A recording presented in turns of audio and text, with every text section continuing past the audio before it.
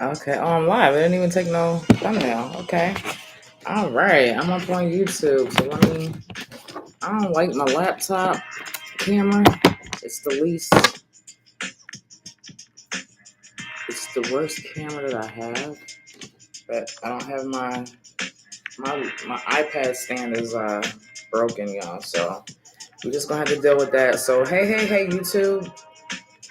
How are you? I'm Unique Divination. I've been up on Instagram already. I'm currently doing my shadow work program, 21 questions, and we are in the denial stage, right? And we're still focused on, we're on the denial stage, and the question that we're focusing on in this session is, what is the source of my greatest fear? Okay, so if you're on Instagram, if you're on YouTube, and you want to see the first session to kind of get caught up, just go to my YouTube channel or go to my Instagram. It's posted there, the very first session, okay? All right. These sessions are free if you catch it live, or if you don't have time to catch it live, you can catch it for the replay, right? If you subscribe to my mailing list, this will be available for the 24-hour replay, okay? And then it's going to be packaged up into a really cool shadow work life coaching program once it's complete.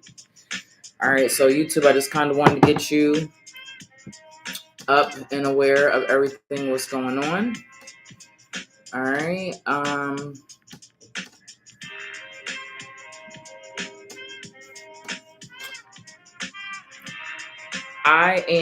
I have pulled some cards already, YouTube. I just want to keep you up to date what's going on.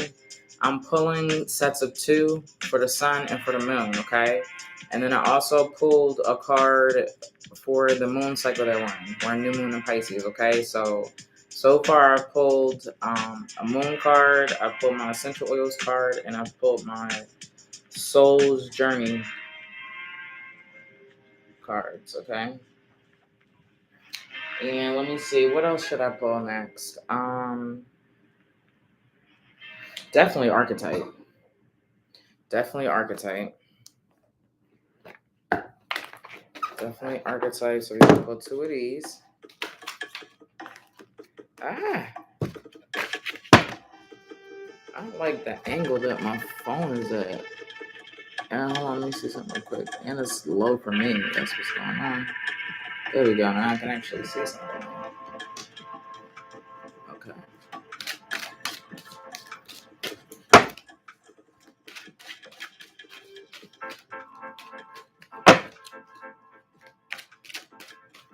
I'm gonna see if. Let me see what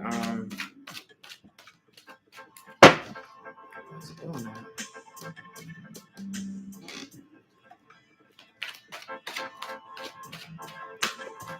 I'm about to see what my iPad is on.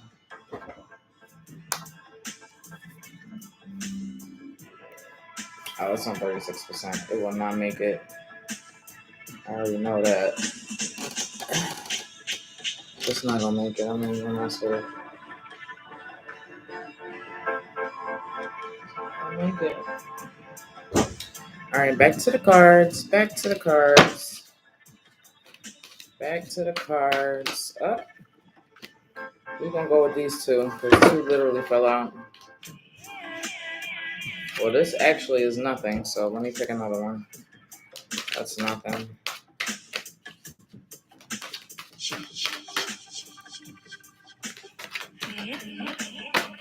Alright, so those were the archetype. These are the archetype cards, okay?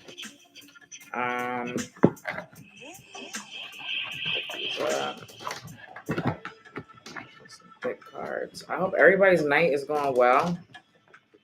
And I also should have told y'all to make sure that you get a pen.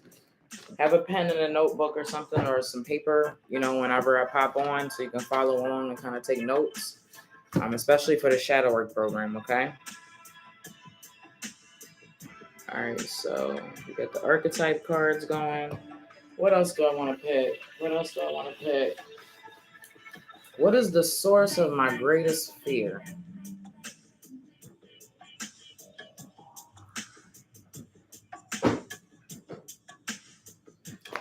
I'm feeling like self-care. Feeling like there may be a self-care issue that we may be running from.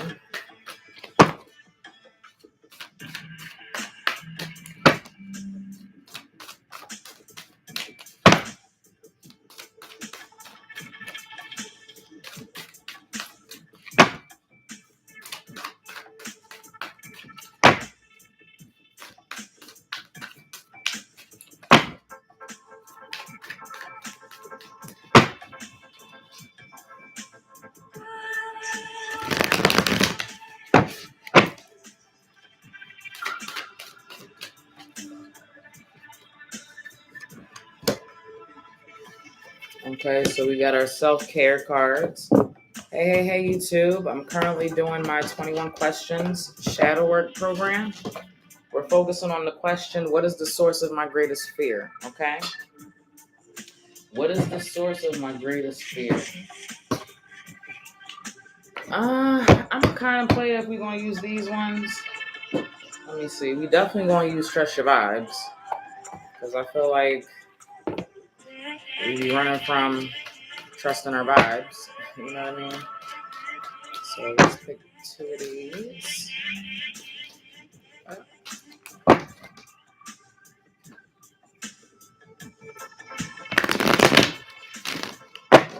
Sorry for the yucky camera on YouTube. I'm on Instagram too if you want to hop over there.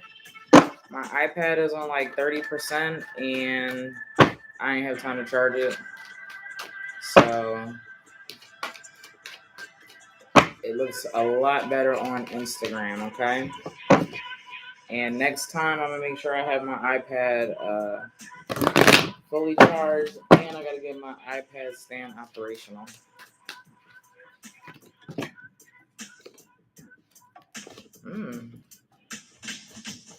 This is going to be interesting. All right, so we have, that was Trust Your Vibes and Self-Care. Self-Care, Trust Your Vibes.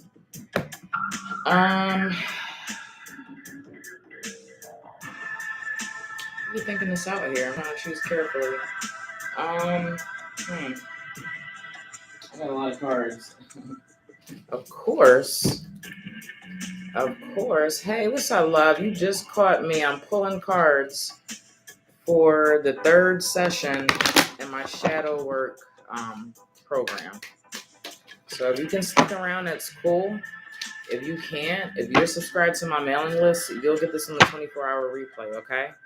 Because once I finish recording this, I may post it to Instagram, but it's not gonna stay up long.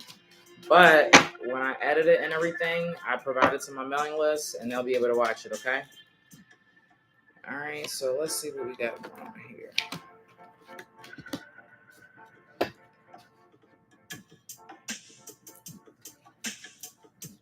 Let's see what we got. All right, so, and this is the Hermetic Deck. We already get into some stuff. This is interesting, all right? The question is, what is the source of my greatest fear? If you're going to stick around, make sure you get a pen and a paper, right? Take some notes if you have a specific journal, or if you've already purchased the Shadow Work Journal. It's currently only $19.99. On Thursdays, it's $7. It's a journal. It has all the questions in there and a place where you can write and follow and do your work alongside the questions, okay? Just to kind of throw that out there. Because it's going to take a little while to develop this program. It's 21 questions. So there's 21 different sessions that I'm going to be doing, and this is only the third session. All right. If you're interested in this program when it's complete, I have a waiting list, a sign-up list. So you can sign up if you're interested as well. All right, we got Urban Mystik Tarot. We did Hermetic. What else do I think we need to tap into? I'm feeling like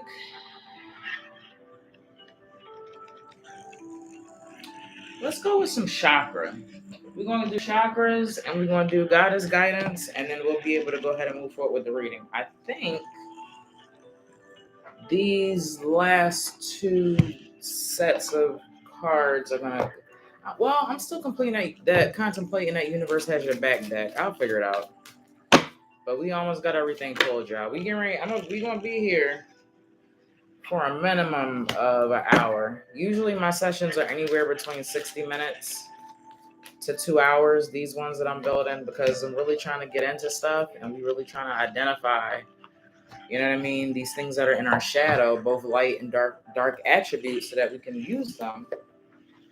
Right, we can integrate, heal, and then we can move forward and be successful. We don't want to keep lingering on, holding on to things from our past, triggers, traumas, unwanted, unchanged behaviors, and we want to pull all of the things that we are hiding in our shadow that can help us become successful and become a better person.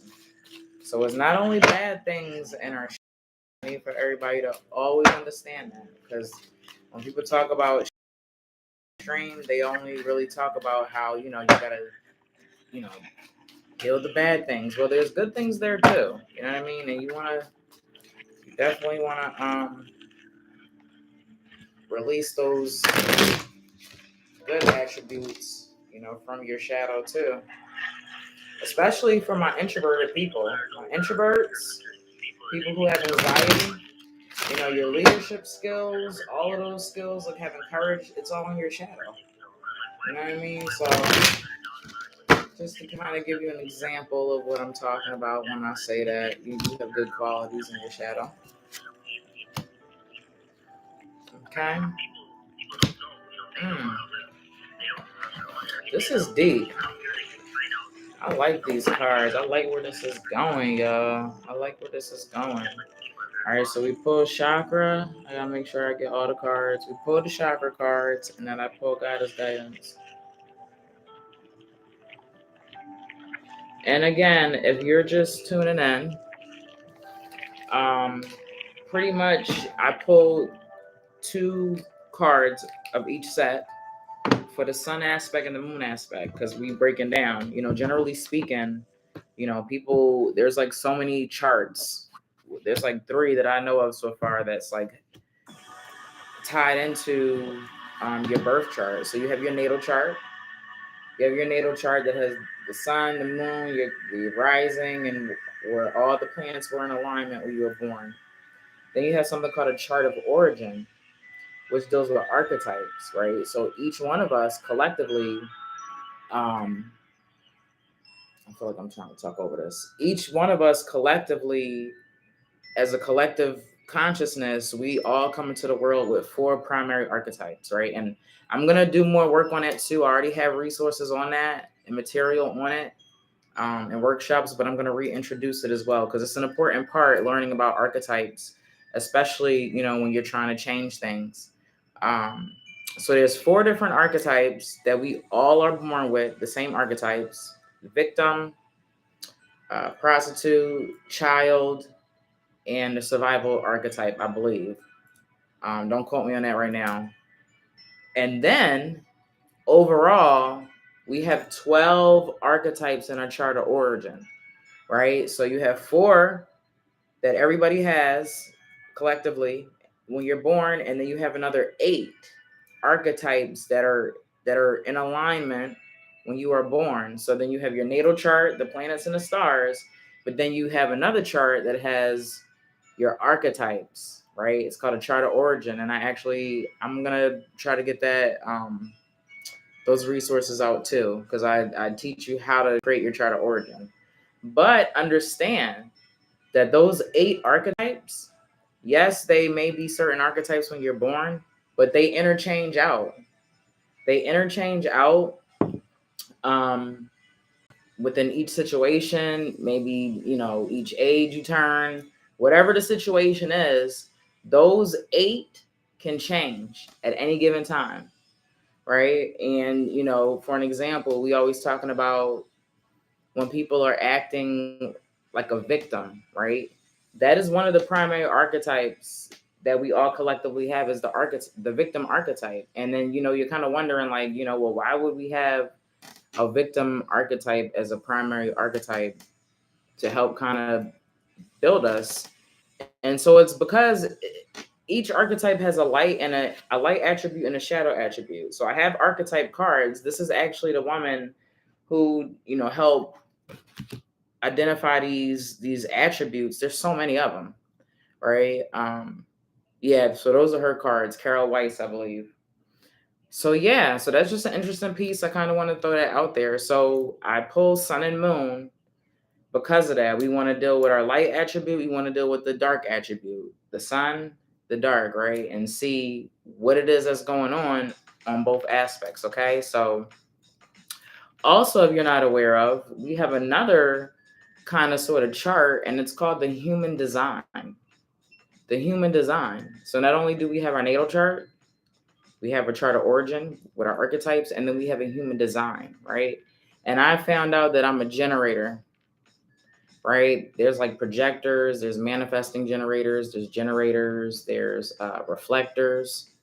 So if you've never heard of that, and it's something that you may want to look into, just go ahead and Google the information to kind of get you started, right? But start tapping into your human design. You can easily find out what your human design is if you know where you were born, the time you were born, right? And so I'm a generator, which is like 70% of the population. We're the workers of the planet, I guess.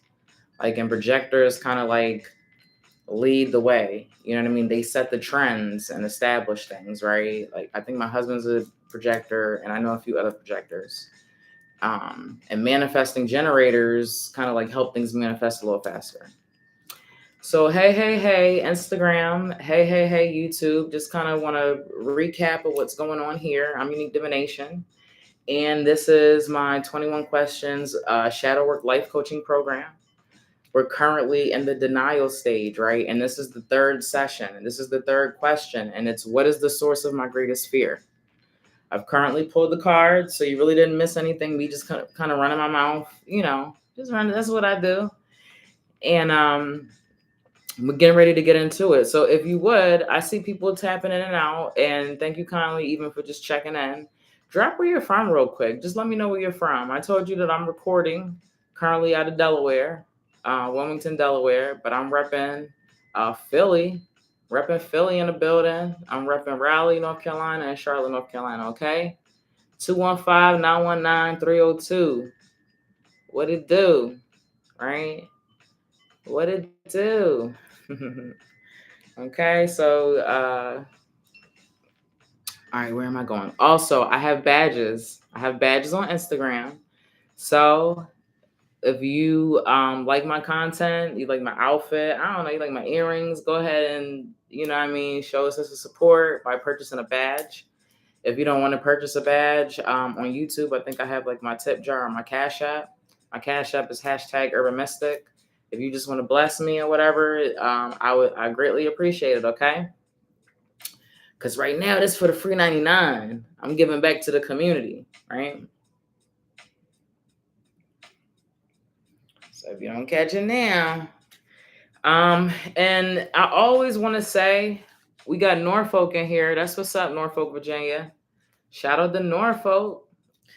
I always want to say, if you ever catch my lives, right, or if you ever watch these on a replay, any of my life coaching sessions or anything that I hold free at the time, it's because you were pretty much meant to see it. You were meant to be here. Your ancestors and your spirit guides are aligning you, and they're trying to provide you with the tools and the resources that you need to move forward, okay? So I kind of just want to put this out there. People don't connect with my energy and just tap into my energy or find my energy for any given reason. I am specific in my energy and my brand. And basically what I help people do is I help people manifest. I help people manifest on several different levels, through goal completion, because sometimes it's hard to complete goals. You know what I mean? Manifesting, with candle magic, teaching people how to do things on their own. I provide tarot courses so that people can learn how to read tarot on their own. It's always good to have readers and life coaches or whatever, but I always want people to be empowered. Personal power, right? Motivation, moving through fear, right? So these are kind of, and individuation, right? Learning yourself. We're all a part of the collective consciousness, but you can't do shadow work.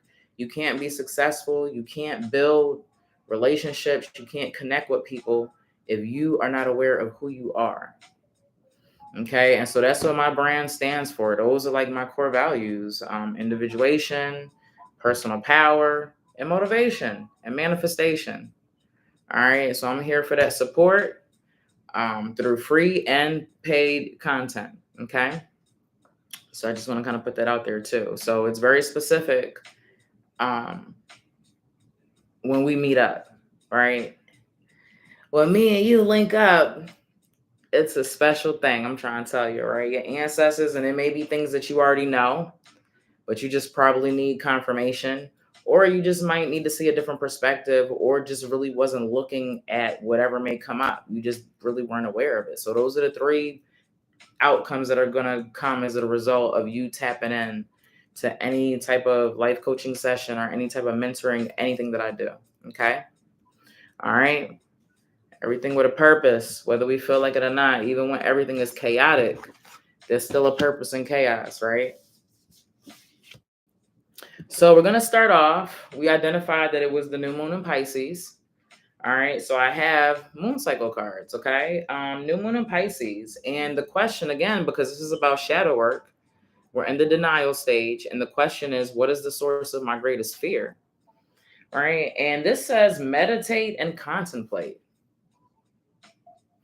All right. So how do we connect that to the question? What is the source of my greatest fear? How is meditating and contemplating the source of my greatest fear?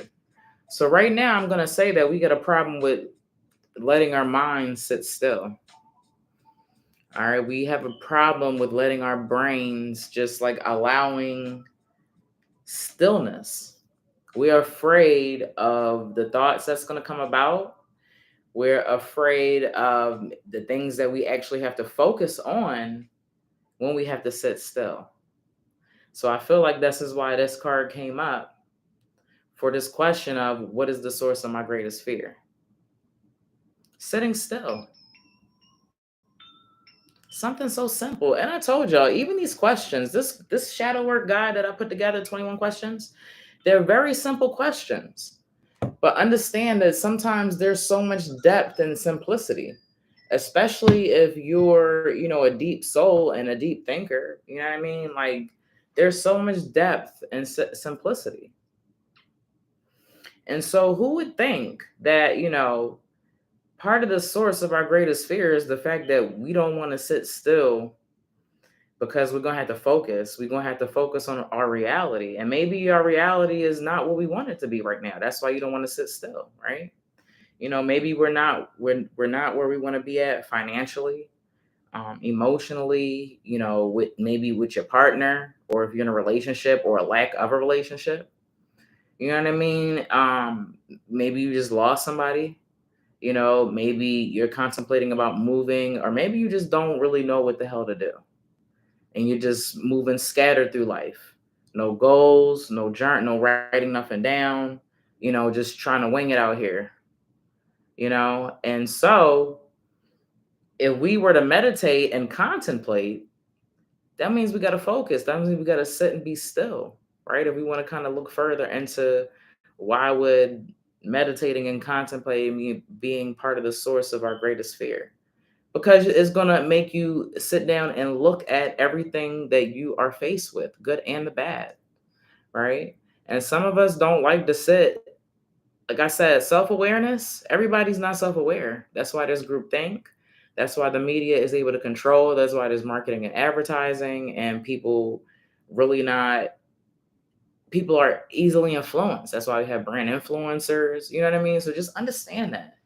Understanding that being self-aware and knowing who you are as a person, and be secure and sound in the choices that you make and the decisions that you make and the fashion that you rock and your hair and everything that you do, it takes a secure person, because group attacks if you don't look or act like them. It's happened my whole life. Trust and believe. Okay. So, it's hard to sit there and focus on them things. You know, it's hard, especially if you're an introvert or you have anxiety already. Who want to sit there and focus on bills? You know, your phone's ringing off the hook from the credit people keep calling you. You know, they want their money, right?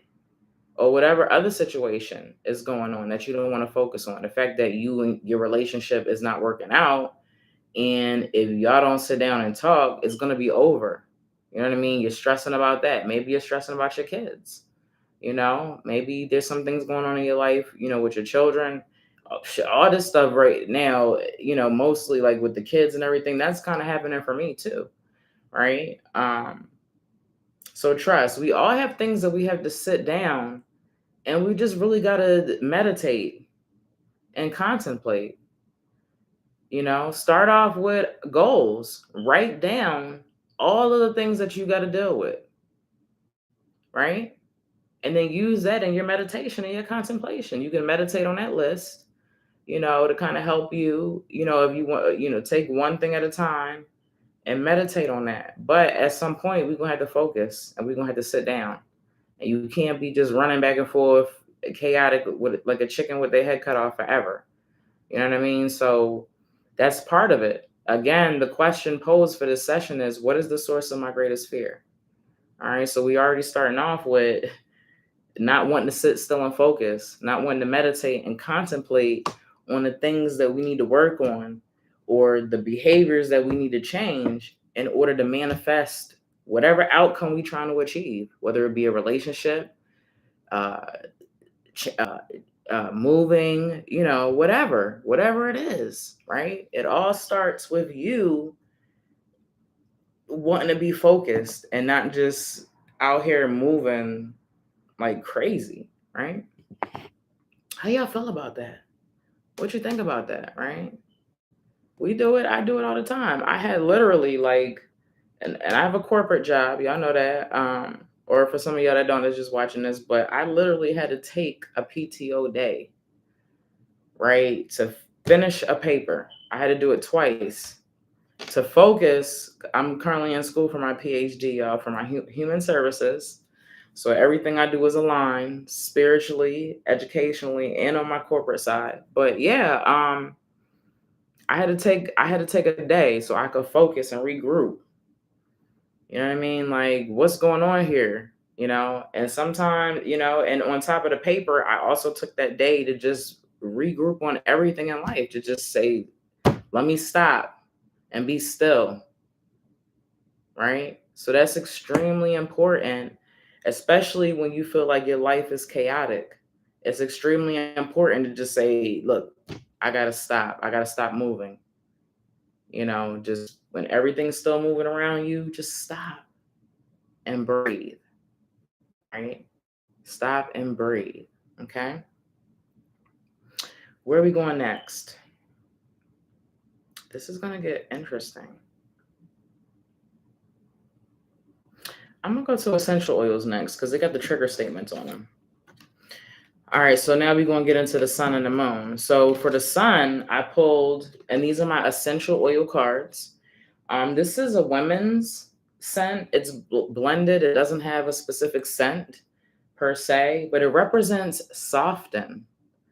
That's what this card represents. And the trigger statement is, I take control. I take control. The true statement is, I am compassionate. Take a moment and allow yourself to see things from your heart center. From that place, allow your intuition to guide you. So off the rip, I'm already understanding, based off the question, what is the source of my greatest fear, that we're fearful of tapping into that heart chakra. We're fearful of opening up our hearts. That's first and foremost. For, you know, this could be for women and men. It's a woman's card, but if we want to look at feminine and masculine energy, you know, feminine energy is soft, it's powerful, but it commands power differently than masculine energy. It's persuasive, it's manipulative, so to speak. Not necessarily in a good or bad way. I'm just stating how feminine energy operates, right?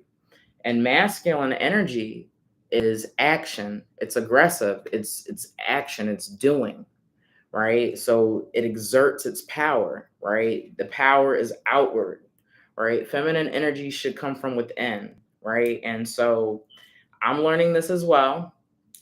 Every day I just work on just being balanced in my feminine energy, my masculine energy. So this card definitely speaks to me. As far as running from being soft and thinking that you're gonna be weak if you are not loud or yelling. Like, and the crazy thing about me is that I work around all men. I'm responsible, I'm the boss of all men, right? And so I have to find ways where I don't find myself getting aggressive and acting in a masculine aspect because I work around all men. I have to maintain my femininity and still maintain my power, right? My power and my control. But I don't do that through trying to take control and force using masculine energy. I do it through compassion. It says true statement, I am compassionate, right? And the only way that you can do that is to open up your heart chakra, your heart center. You're going to come from a place of love, right? You can't move in feminine energy. I feel like, I mean, there is dark energy, light, feminine energy, but women are nurturing and we're lovers and we're naturally caregivers. You know what I mean? So it's inevitable. Like, you have to open up your heart chakra, your heart center, if you want to be soft and if you want to move through compassion and you want to be persuasive and be able to get people to do things that you want without having to yell or exert outward force. You know what I mean? So, and when I use terms like manipulative or persuasion, that doesn't necessarily mean it's negative. It's just like if somebody's holding a gun, whoever has the gun is going to make it a bad thing, right? Persuasion and manipulation, there's light attributes and there's dark attributes. You know what I mean? So the next essential oil, and this does have a scent, this is Lang Lang. And I actually love Lang Lang. I actually use these in my products when I used to sell my beauty products. All right. And so this represents awaken. And the trigger statement is, I don't know what to do. I don't know what to do. And the truth statement is, every moment is a new opportunity. Right? And so once again, we've got to go back to our question. What is the source of my greatest fear? New opportunities. And that came up in the last session. That we were running away from. The question was, what am I running from? And new opportunities and new journeys came up. So this is a theme here. And especially with dealing with shadow work, right? New opportunities. And of course, that would make sense for my introverts, for people who suffer from anxiety, that really have a hard time transitioning in new environments and new things, right? My adult ADHD people, were my adult autistic people, or people that have trouble transitioning because we're out there. I don't know if y'all watch Special Books with Kids. Is it Special Books with Special Kids or something? But this guy, he interviews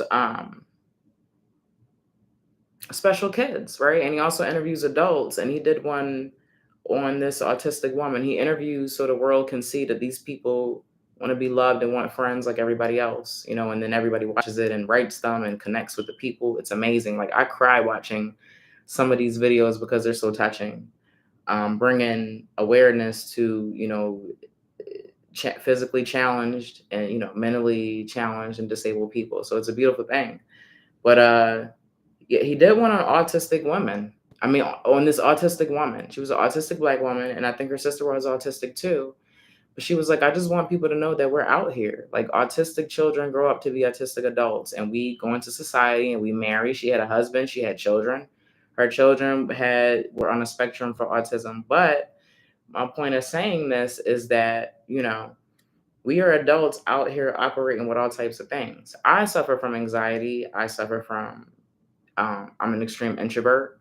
Y'all, my day ones, y'all knew that my struggle was going live, right? And I know that's the very thing that you need to do to promote your brand or your business is you got to go live, right? So those have been my struggles, and look where I've come, right? Look where I've come now, still a tiny bit of anxiety, but nonetheless, I move forward because you have to move through fear. Okay, so understand that there are adults out here operating with things that they have identified and have not identified. Some of us don't know that, we may be autistic or ADHD. I think that I have ADHD.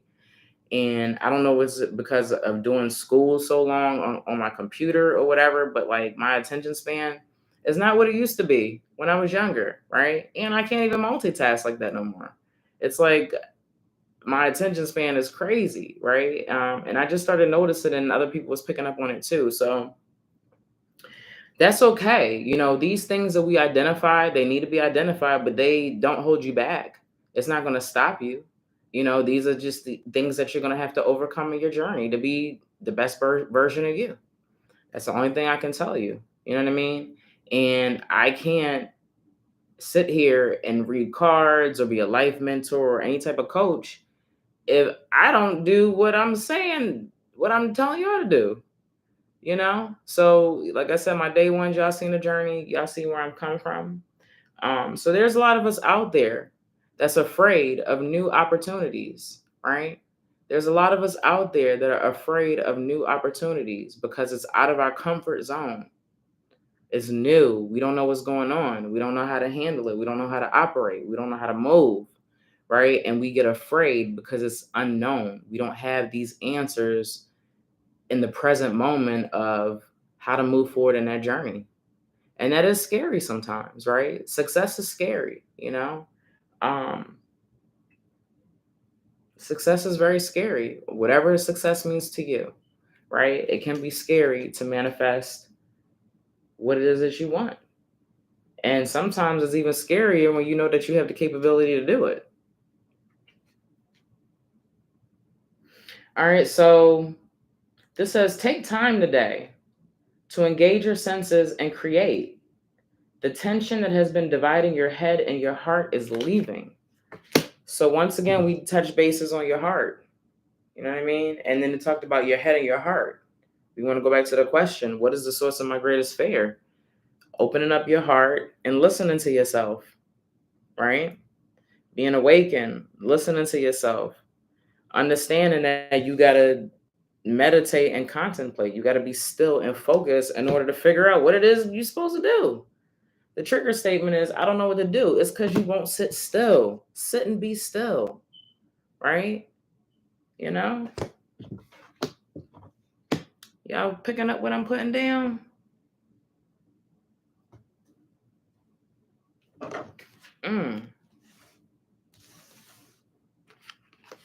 All right, what we gonna get into next?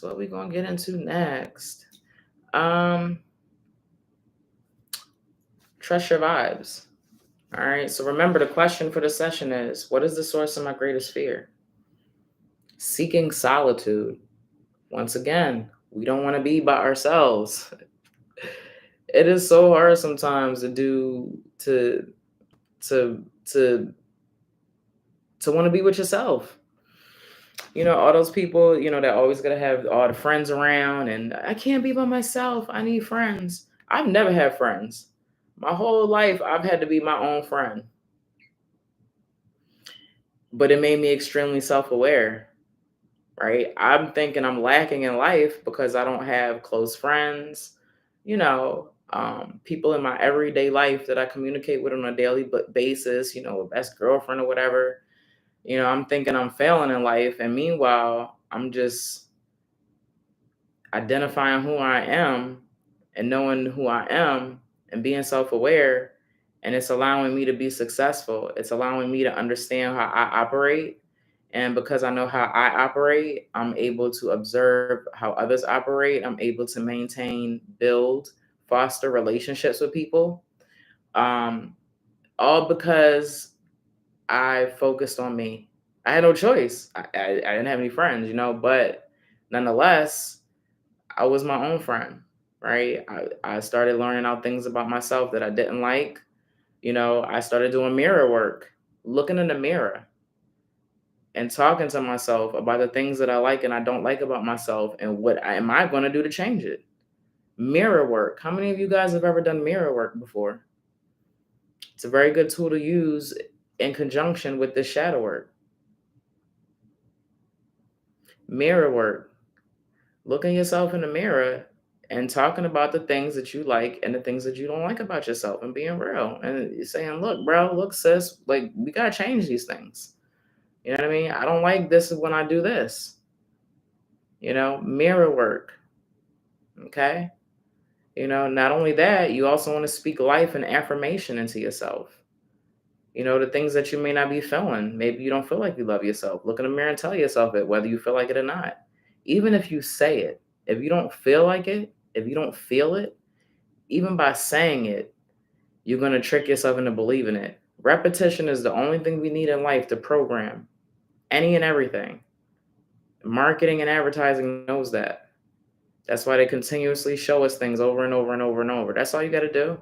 And you can do the same thing. Just repeatedly tell these things to yourself. Keep doing mirror work until you feel it. And you will. It'll take time, but it'll happen. Okay? You can't keep running from yourself. You can't keep running from yourself. And you're running from yourself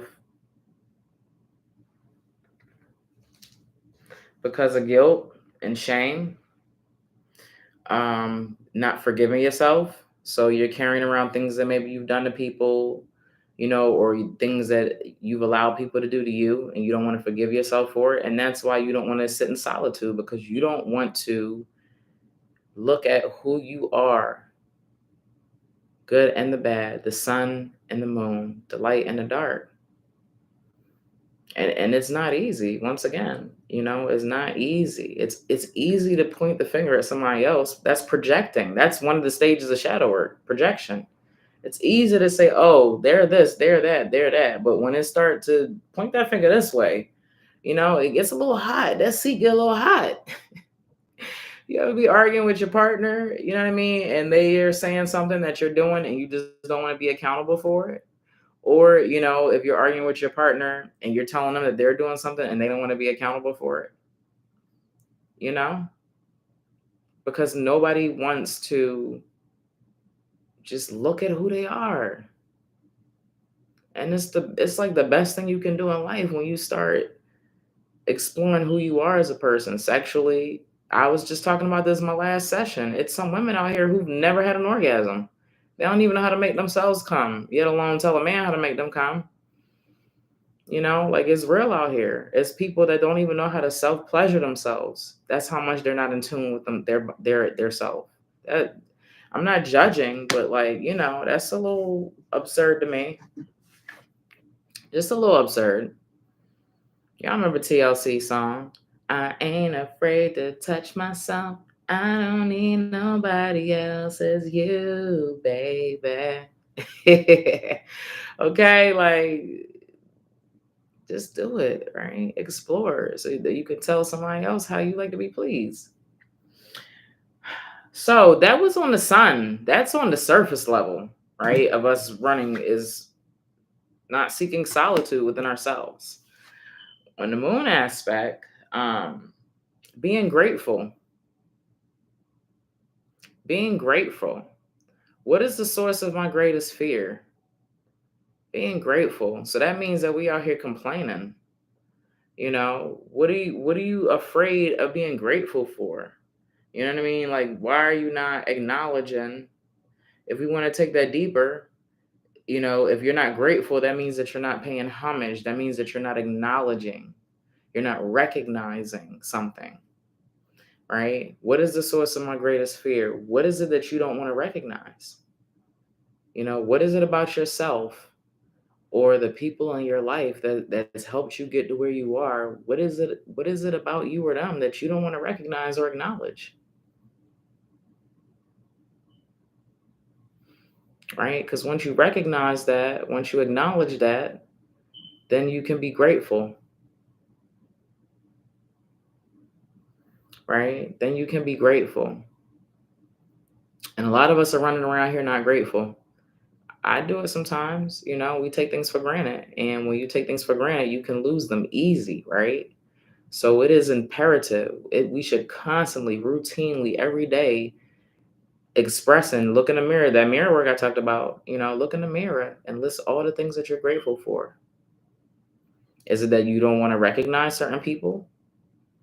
And that's not cool. Be grateful for the people that are in your life, especially if you have people in your life smarter than you. It's a blessing to have people in your life smarter than you. You don't ever want to be the smartest person in the room. You should always be learning and wanting to evolve and be surrounding yourself with people who are vibrating higher and are on a higher vibration, right? And that can teach you something. I don't never want to be around somebody or people I can't learn from, right? So is it that you don't want to acknowledge the people in your life that's helping you? Is that why you're not, you running from, you're afraid to be grateful and acknowledge things? Because that's kind of selfish. Because you didn't get where you got on your own. I mean, we all get where we got, we all get it from the mud, but trust and believe you had opportunities and synchronicities align to get you where you're at. And you had help and support spiritually and physically through angels, spirit guides, physical spirit guides and angels. Physical. Anybody that's ever helped you in your path, they're an angel and they're a guide. And they got you where you needed to go. And they knew more than you and they gave you the tools and the resources, okay? So just understand that and acknowledge those people. It doesn't take anything away from your greatness. When you want to recognize and acknowledge and be grateful for the people, things in your life, and then also even recognizing this to yourself, but like go tell them people. Go tell them people. Go tell them people that you're grateful for them in your life and you recognize and acknowledge what they do. Tell them what it is that they do. Let's get deep here. I love, right? When I support people and I'm bigging people up and I love to break down whatever it is that you're supporting and helping me, how it's going down, how it's helping my life, what has changed. Like I'm grateful, right? Don't be afraid, and the person will appreciate it even more, especially if you want to break it down. Like, damn, they get into the specifics of how I'm helping, don't be afraid, especially for people you love and people that are supporting you, man. Acknowledge, recognize that sometimes that's all people want. Sometimes that's all people want is recognition and acknowledgement. That's all. Are you picking up what I'm putting down? So stop being out here. Stop being out here moving all selfish and stuff. Pay homage and be grateful and acknowledge them people that's helped you along the way. There's nothing wrong with that. It doesn't take away from you. Next, we're going to get into Goddess Guidance cards. We've got Damara, guiding children. You are good at helping, counseling, and healing children. Use your skills to help children now. Back to the question, what is the source of my greatest fear? Guiding children? Why? Do you think you're not smart enough? Do you think you're not good enough? You had a traumatic experience in your childhood. Do you not think that you'll be able to help? Especially if you've had a traumatic experience. Maybe it's your calling to help those children that suffered what you've been through. If you're watching this and you're a foster child or you were adopted, maybe it's your calling to work along those lines and help in those areas. All right, but who's ever watching this, if you're watching this now, Instagram, YouTube, in this present moment or on the replay, right? If you are meant to work with children, why are you running from it, right? And this is a confirmation for somebody. Somebody needed to see this to say, okay, let me do what I need to do to move forward. On whatever level.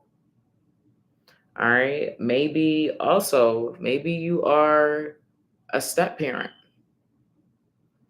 Maybe you're a step parent.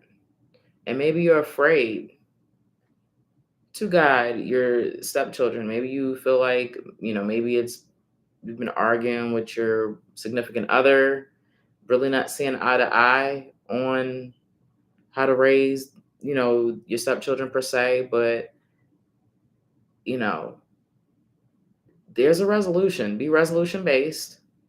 But this is just a confirmation card letting you know that this is what needs to happen and you can't run from it. Okay. So, to my step parents, to people that are out there helping raise kids that they did not biologically create. Okay. There's definitely a sign for that. Like I said, anybody that's thinking about that profession with helping children, counseling children, doing anything with children, this is just confirmation that you needed to see, right, in order to move forward with that. There's no point in running from it. You're a natural, right? Kids are naturally drawn to you. Okay. Next, we have the Astera. Excuse me, y'all, I'm getting tired. I gotta do homework after this too. This card represents fertility, and it says it is the perfect time for you to start new projects, access new ideas, and give birth to new conditions. Okay, so I'm looking at this card on different levels. I mean, it could literally mean, maybe you were trying to have a baby. Maybe you're scared to have a baby. Maybe, it's not something that you want to do right now and your partner wants to do it. Or maybe you want a kid and your partner doesn't want anything. But I feel like pretty much somebody's running from the conversation of having a baby. So that's one aspect. The second aspect, again, is just, it says new projects, new access, new ideas, giving birth to new conditions. Once again, and that came up in the last session, and it's come up in this session about being afraid of new environments and getting out of your comfort zone and stepping into new. It's inevitable. If you want to succeed, if you want to do the things that you're constantly speaking on in life, the successes that you want to achieve, you want those things, not me. Right? So, if you want those things that you're constantly talking about, you have to step out of your comfort zone and step into new territory. It's inevitable. And so what you got to do is move through fear. I already told y'all, I'm an introvert. I have anxiety. I don't like going live. All right? I don't like it. All right? But alas, I am here because it has to be done. It has to be. What else? Who gonna sell my stuff? Who gonna sell my products? Who gonna create my life coaching sessions? Like, how am I gonna get my products and services out to the public? Gotta do what I gotta do. I gotta put my big girl panties on, and I gotta do what I gotta do. All right. And so, put your big boy pants on, ladies. Put your big girl panties on, and move through the fear. Incorporate techniques and resources to help you. Breathing is the number one tool to help with anything. It lowers blood pressure. It helps with anxiety. It helps create calmness. It allows oxygen to go to your brain so that you can think and make right decisions. Okay? Breathe. That's what I tell you. I'm all about simplicity. I'm about working smarter, not harder. Everything, all my products and services that I provide, they're very simple things, but they're very effective. Breathing, we do it on a regular basis, but when you put focus behind it and intent behind your breathing, it becomes a tool to help you move through fear. No more excuses. No more excuses. All right? 2022, you say you wanted to be great. I said I wanted to be great. So I got to do what I got to do. All right? So it's going to be uncomfortable. You've never been there before. It's going to be uncomfortable. I'm not going to tell you, I'm not going to sugarcoat anything. It's not going to be comfortable. It's going to be uncomfortable. You may feel awkward. You may feel absurd. You might have to connect with people you never connected with before. You might have to create and build new relationships. You might have to adapt new behaviors to help you right? You may even have to move. There may be all types of things involved with this new journey. But nonetheless, you have to put that first step forward. Put the first foot forward, and then go from there. Okay? All right, how y'all feeling? Y'all feeling good? All right, where do I want to go next? This is deep. Where do I want to go next?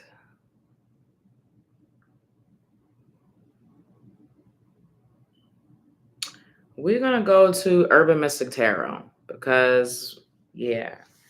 And because it's pretty much saying the same thing, it's piggybacking off of what that fertility card just said and what the other cards were saying too, as far as the journey. I pulled the Fool card.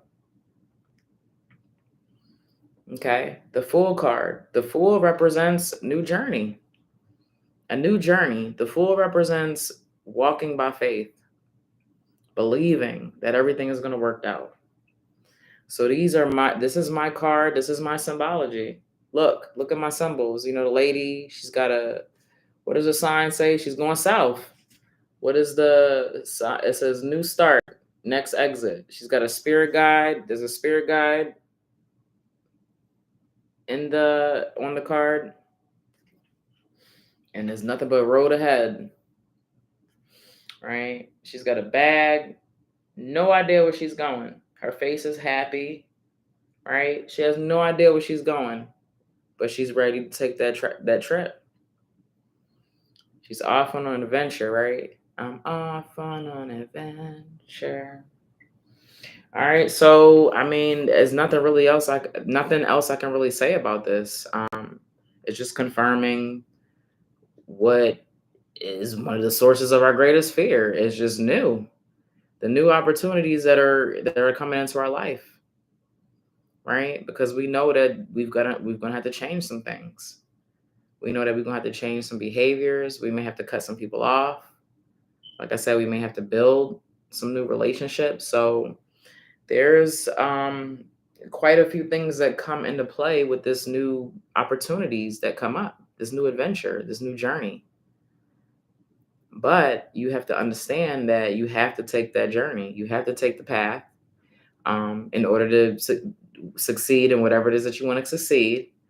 And that you are protected by your ancestors and your spirit guides, right? And they're just it's synchronicity. Everything's aligning. As long as you're going with the flow, and when the obstacles and the challenges come up, you don't fold. You don't fold, right? I love music so much, and I use lyrics to help me through life, right? So one of my favorite Jay-Z lyrics is off one of my favorite Jay-Z albums, the American Gangster album, right? And the bar, he says, one day you up, next day you down. As long as you stay the same, it'll come back around. All right. Right? So what does that mean? What does that bar mean? One day you up, next day you down. As long as you stay the same, it'll come back around. That means that you don't need to change up when things are going good. You don't need to change up when things are going bad. You need to remain the same.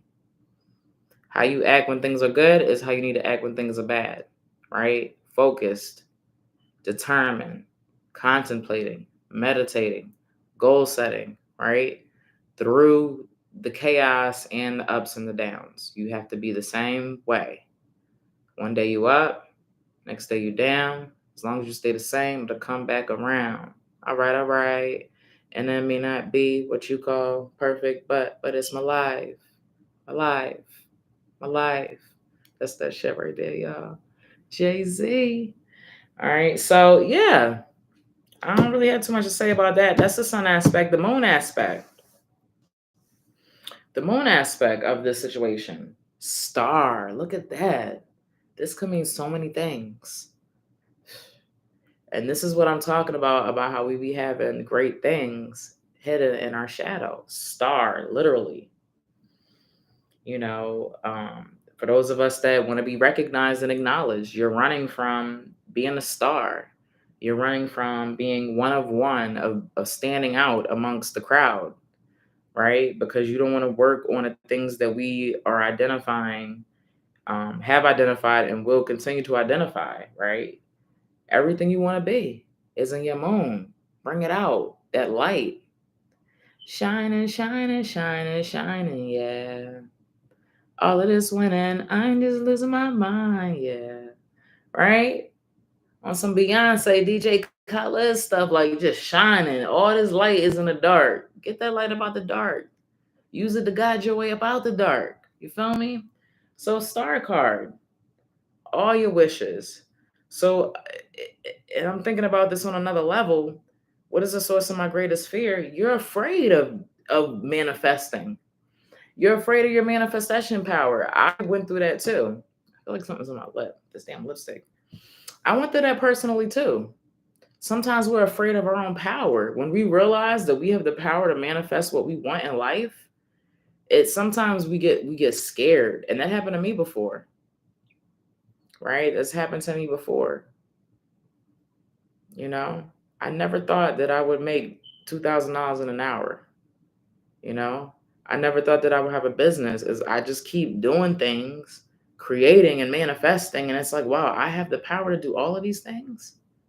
You have the power to do whatever it is that you want to do, and to shine well at it, to do it well, to do it exceptionally well, to do it with excellence, top tier, above average. But you're running from being great. You're downplaying yourself. You're not acknowledging. What we talked about being grateful. I talked about acknowledging people. Maybe you're not even acknowledging and recognizing who you are. You don't seek solitude with yourself. You're not self-aware. And if you feel like you're self-aware, you're not as self-aware as you think you are, where you need to be in order for you to be successful, to tap in, right? Everything's in that shadow. Everything is in the shadow. It needs to come out. Literally, your hopes, dreams, success, recognition. That's the source of your greatest fear. Why are you afraid of being successful? Why are you afraid of shining your light? Why are you afraid of shining your light? Are you afraid of that you may stand out and others don't stand out? Everybody has a purpose and a role on this earth, right? Everybody has a purpose and a role. Everybody has a potential that they're supposed to like max out to, right? As a soul, whether it be in this lifetime or whatever, right? But everybody has a purpose. And if you're great at something and others are not great at it, that has nothing to do with you. That's not your problem. You worked to be as great as you are. You worked. Hard work, life experience, professional experience, spiritual experience. You are the person that you are, the top tier person that you are, because you worked for that. And so don't ever downplay yourself because you feel like other people they need to step up, they shine, or move out your way. Lead, follow, get out the way, right? But don't ever dim your light. Don't ever, and trust, I've done this before, you know? And thank goodness I have people in my life. I'm in a place in my corporate job, my boss, he lets me shine. He lets me do what I do because he sees my greatness and he knows I'm not even in my full form yet, like a Super Saiyan and shit, right? Like Dragon Ball Z. This ain't even my final form. This ain't even your final form. And look how top tier you are. And it scares people. And it intimidates people. And when you walk in a room, you have command presence. You speak for yourself before you even open your mouth when you walk in a room. And that's other people's problem. That's not your problem. That's not your problem. That's not your problem. Stop belittling yourself and lowering yourself and trying to make yourself look like you don't know what's going on to appease other people who wouldn't even do it for you. Trust and believe they would shit on you. If they had the skill set that you had, They would not be trying to sit there and lower their standards to make you feel better about yourself.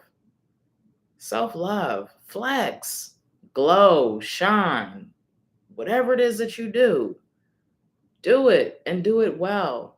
Do it exceptional. Do it top tier. Okay? All right? It's hard sometimes. You know, I'm a very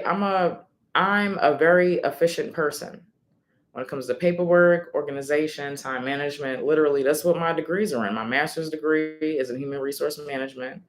You know, I identify, I train, I create processes, procedures, you know, organization. This degree is in human services. My concentration is leadership and organizational management. You know, I'm very efficient with paperwork. I try my best to communicate and articulate myself where people can understand me. Um, Try to be resolution based, and I complete goals. And I didn't realize in life that it was not a lot of people that move at that capacity. You know, I'm going to paperwork somewhere and they're like, oh my God, you have all this paperwork and you have this, that, and the third. Like, yeah, you're supposed to have it. Like, I don't understand what's going on.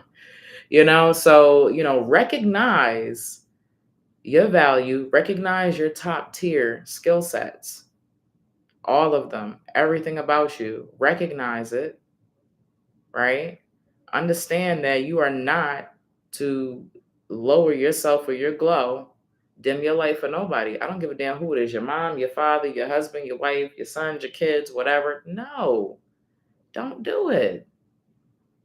And if anybody in your life wants you to dim down your light or no, you doing too much, you doing the most, then you don't need to be around them on some real stuff. If they telling you you're doing the most, why you got to do all that? Why you got to be this way? Because this is the way I am. And if you don't like it, then oh well. I'm not going to lower what I do or drop my standards to because those are not your standards. And trust, we ain't got to judge. I don't judge anybody. I understand that people don't operate like I do on certain things.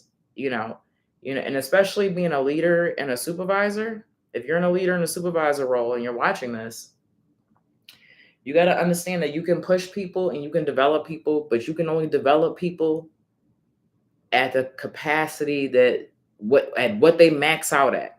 Everybody doesn't have the same max out capacity of like top tier, right? Or, you know, high level skill set. So just remember that if you're a leader or a supervisor, so like you can push people and maybe you're upset because this person's not doing what this person is doing, right? You're only as strong as your weakest link, but understand that everybody's best is not the same. Everybody's effort level is not the same. Some people have to be coached and guided more than others to do the same thing. Some people don't need that much. I don't have to be managed. I need very little level of management, you know, in the corporate world. I don't need nobody micromanaging me. I work independently. I know how to create my own schedule, organize things where I effectively work without nobody watching over me. Everybody can't do that. We know that. We know that there's people that literally have to be watched. There's adults that literally have to be watched at work because they're going to try to cut corners. They're going to try to do things that they're not supposed to do because a supervisor's not watching. Right? And it is what it is. Right? But just understand that you operate on a certain level. Don't run away from being great. Again, the question is, what is the source of my greatest fear? Right? What is the source of my greatest fear? My greatest fear is to see my final fucking form. Your greatest fear is to see your final fucking Super Saiyan form, my G. Your greatest fear is to see your final form. Because you're afraid. You're afraid of what it's going to take to get there. You're afraid of success. It's just all these different emotions balled up pertaining to you being at your final form and being successful the way you want to be successful. Right? It's interesting. Very interesting. All right. So Might as well move on to the next tarot deck. That was the Hermetic Deck. I mean, this was the Urban Mystic Tarot, by the way. My deck. I created this deck. All right. And just look at the symbology real quick on the star card. We've got the wish, the little wishy blowy thingies. I don't know what they call. We've got a literal, what's that, a star. We've got a coin dropping into the water from the sky. You know, she's looking up at the star. We've got a shooting star. We've got a lot going on here on the star card. And it's all symbology to tell us that our dreams can come true. Don't dim that light. Be the best version of you. It don't matter who's upset, who don't like it. You know, they the ops. You know what I mean? It is what it is. Ops identified. If you got people that don't support you being the best version of you, they have been identified as the ops. Okay. All right. Moving on to our soul journey card. What is the source of my greatest fear, right? This is what this session is about. Perseverance. I know that I can do whatever I set my mind to. What have I just been sitting here running my mouth about? About good 10 minutes. About how we're afraid of maxing out and being the best version of us. We're literally afraid of perseverance, knowing that we can do whatever it is that we set our mind to. Do you see how this is just flowing here? Do you see how this is just flowing here? This is awesome. I'm afraid. The source of my greatest fear is that I'm afraid that I know that I can do whatever I set my mind to. You are afraid of how powerful you are. How crazy is that? How crazy is that? But you know what the problem is? It's society. Society keeps us restricted and bounded and afraid, right? Afraid to take risks and afraid to do things, right?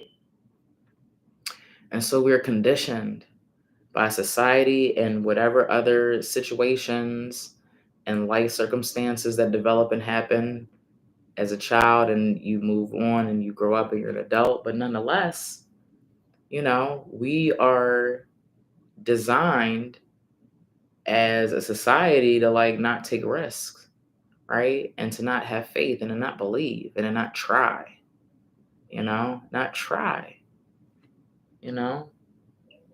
What is the source of my greatest fear? Perseverance. Knowing that I can do whatever it is that I set my mind to. That is crazy. That is something that would be the source of our greatest fear. Knowing that we are so powerful and can manifest whatever it is that we want to manifest if we work on the things that we need to work on and really focus and be disciplined to do it. Discipline ain't easy. It's not easy. You know, I don't want to fucking be doing homework on a weekend.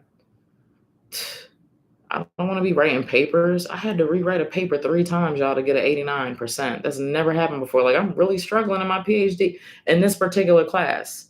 It's very challenging, right? I don't want to be doing that shit. I got to do it. I don't even know how I brought that up. I kind of digressed. But the next card we have in our moon card. And you guys are doing great. The people that's tapping in, that's been watching, we've been going on. This session's about an hour and 13 minutes in so far.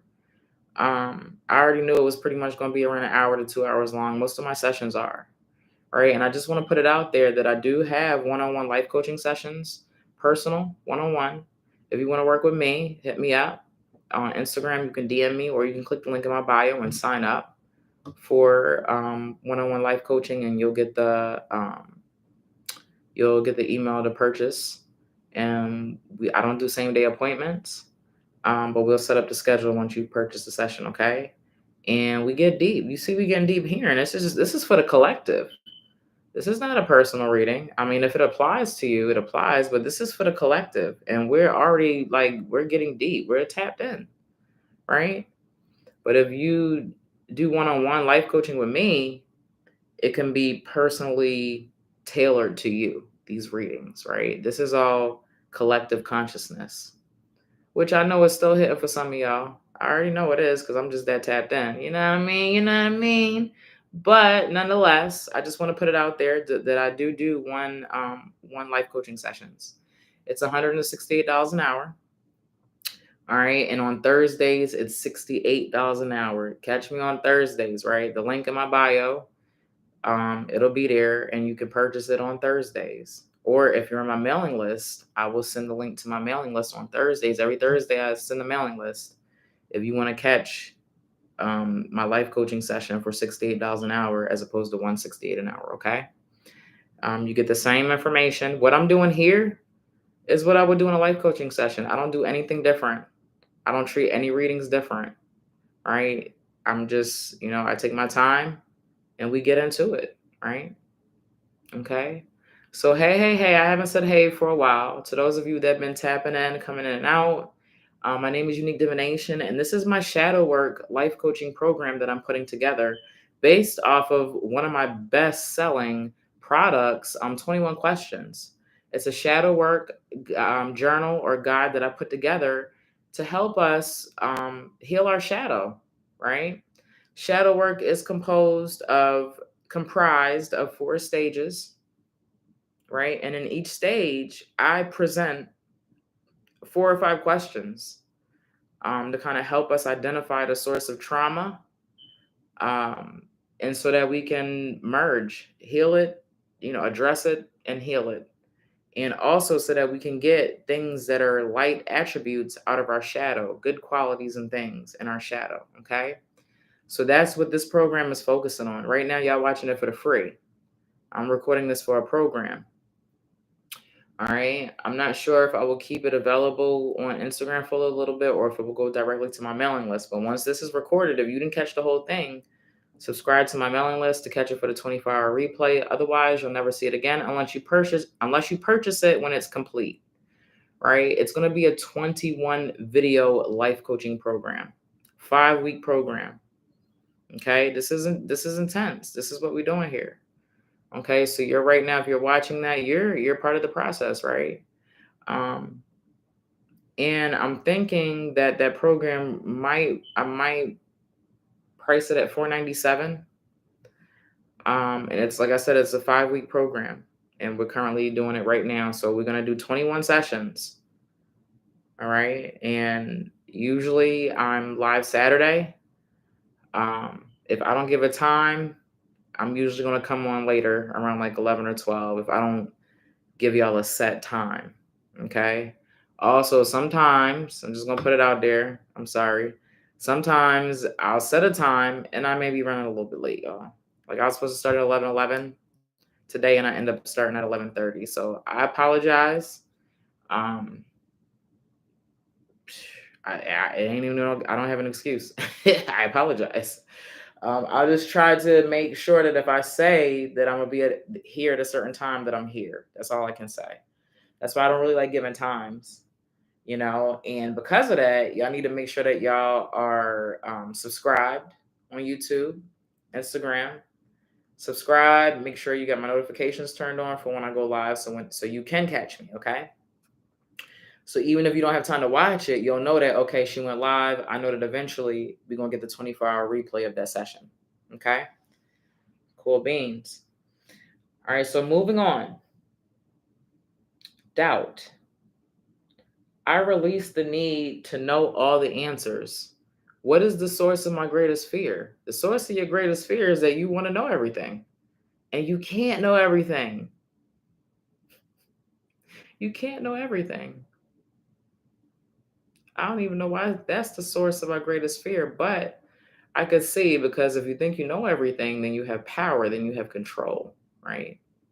And so maybe you feel like admitting that you don't have control or you don't know all the answers. Maybe you feel like that makes you weak, and it doesn't. It doesn't make you weak, right? If it's something that you don't know, educate yourself, right? But it doesn't make you weak not knowing all the answers. That makes you strong, being able to say, hey, look here, I don't have all the answers, right? But I'm going to try to be resolution based. I'm going to try to be resolution based and figure out an answer.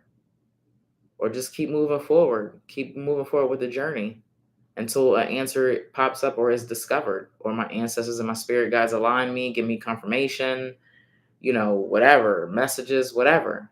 Okay? What is the source of my greatest fear? Doubt. I release the need to know all the answers. Okay? I release the need to know all the answers. I don't really got nothing else to say about that. How we feeling out here? Y'all feeling all right? It's 1 o'clock in the morning, Eastern Standard Time, y'all. How many more cards I got to get through? I have 3 more sets of cards, and then this session will be complete. So for those of you that have been hanging in, that's what's up. I appreciate it. For those of you that have tapped in and out, thank you for just coming in and seeing what I'm doing. And for those of you that's going to catch it on the replay, that's what's up too. I'm tired. I'm not even going to lie, y'all. I'm tired. I might not do no homework after this. I might have to take a nap and just get up and do my homework in the morning. All right. We're going to go here because these are simple. The self-care. What is the source of my greatest fear? Reading. If we want to go deeper, educating yourself.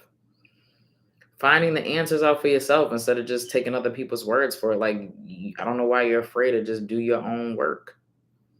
Effort. We want to look deeper into that. Maybe you just don't want to put the effort in. Lack of effort.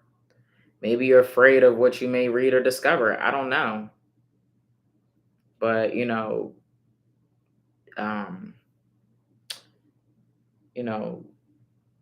acquiring information through reading, and resources should never be a fear. I really don't know how to tie that into anything, honestly. Like, reading. What is the source of my greatest fear?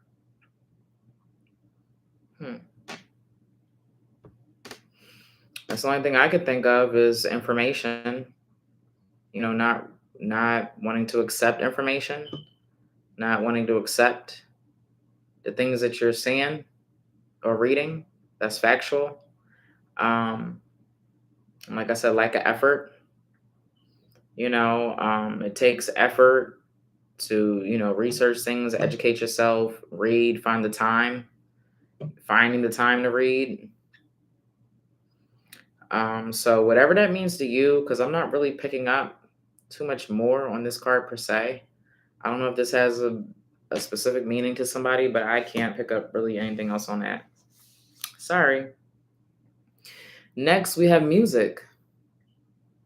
What is the source of my greatest fear? Music.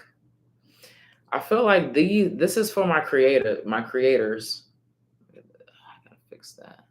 This is for my creators, the ones that make music. Maybe you're afraid of putting your music out there. Maybe you're afraid of being judged. So you don't put your music out there. You don't work on it as you should. Maybe, the type of music you like to make is not the status quo. I love heavy metal. I mean, it's getting cool now for Black people to be into like heavy metal and stuff like that. But when I was growing up, yeah, I grew up in 2 different places. I grew up in Cape Cod, Massachusetts. And then into my high school years, I had to move to the mean streets of North Philly. And yeah, it was my taste in a lot of things was branded as white from my fellow Black people. And it's okay. I'm over it. I'm over it now. And I see the younger generation tapped into like being a rock star in heavy metal. And I love it. I love everything about it because I love heavy metal, alternative, like emo, goth stuff. That's 100% one of my vibes, right? So So maybe you create music that generally is not accepted by, your consensus, your audience. I don't know, but all I can tell you is to just throw things out there. If you've got stuff, release things, release it. Just release it and see what people vibe to. And ask questions, talk to your audience. Ask them what it is that they like about the song, what kind of music that they want to see you create. Like, communicate with your audience and build, but don't be afraid to be different, right? Growing up in Cape Cod, predominantly white suburban environment, um, everybody kind of wanted to be the same to a certain extent. That groupthink aspect. But when I moved to North Philly, it was bad. Like, everybody, like, if you didn't wear Guess and Polo, and fucking Reeboks or Keds or whatever was cool at the time when I was growing up, K Swiss, like, you was a weirdo. Like, you didn't fit in. If you didn't wear Polo, um, didn't wear Tims. I hate Tims, y'all. I'm from Philly and I don't like Tims. I really don't. I like the black ones. Um, but you never gonna catch me in Tims. I think I own like maybe one or two pair of Tims in my entire life. And I don't like Air Force Ones and I don't like Jordans. Right? I'm from Philly, all right. So yeah, don't be afraid to be yourself and express yourself. There are 6 billion people on this planet. You don't think that you're gonna find people that rock with you? I'm so awkward. I feel like I'm socially awkward and weird, and maybe I feel like that more than I really am. I don't know. Who knows? Y'all let me know.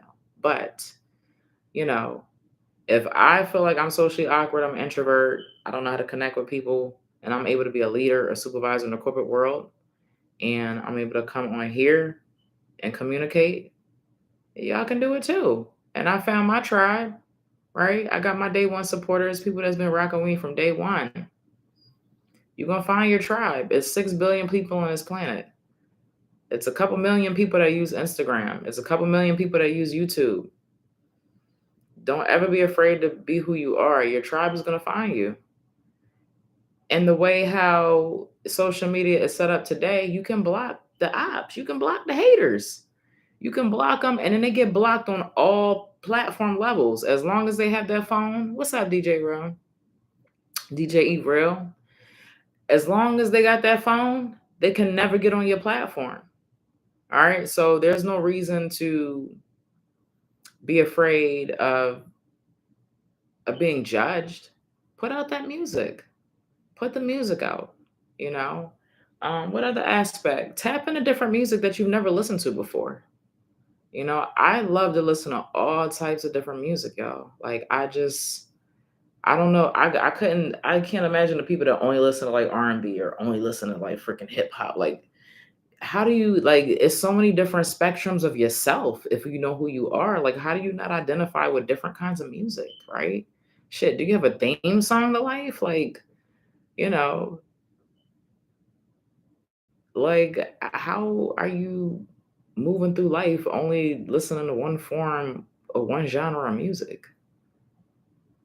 You know what I mean? Like, I got different songs that fit different vibes and, different situations I'm going through. And, play heavy metal if I'm fucking angry, when I scream at the top of my lungs. I play gangster rap when I want to, get my ego up. Like, different genres of music serve different purpose for me, right? And then I've got affirmation music. Tap into affirmation music. Y'all know I love Kid Cudi, Where's Titus, Tony Jones. She's another one that does affirmation, like literally speaks affirmations over the beats. So, like, this could be a calling for you to get tapped in. Change up your music. Maybe it's because you only listen to one kind of music. What are you afraid of, is regarding to, opening up well, I know what it is you're afraid of. You're afraid of being judged, of being.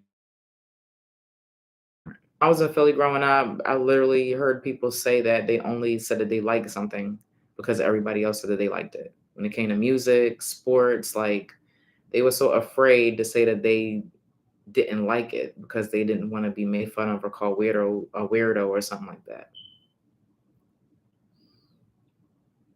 Right? And then we still go through that as adults. Okay? So just tap in. If you're a creator, tap into your music. If you, are only listening to the same kind of music, switch it up. Switch it up. You know what I mean? Now's the time to switch some stuff up. Okay? All right, where are we going next? We are going to. So I've got my archetype cards left, and then I've got my chakra cards left, and then we're done. I'm going to end off with the chakra cards because they have a story that goes with them, and I love to read the stories to those cards, okay? All right, so we've got 2 archetype cards left. The first archetype is slave. The first archetype is slave, right? And that's in our sun aspect. But let's see. I told you the archetypes, they're not good or bad. It's light or dark. And, it's the behaviors and how you're operating in that archetype. So the light attribute is surrendering your power of choice to the divine with complete trust. And that, to me, just feels like it's just backing up this card that says, I release the need to know all the answers. Surrendering your power of choice to the divine with complete trust. I release the need to know all the answers. Surrendering the divine. I release the need. Surrendering the divine. I release the need, right? Surrender to the divine. That's what the slave archetype is for in the light attribute. Allowing spirit and your ancestors, your spirit and your ancestor guide. I'm tired, y'all. I can't even talk.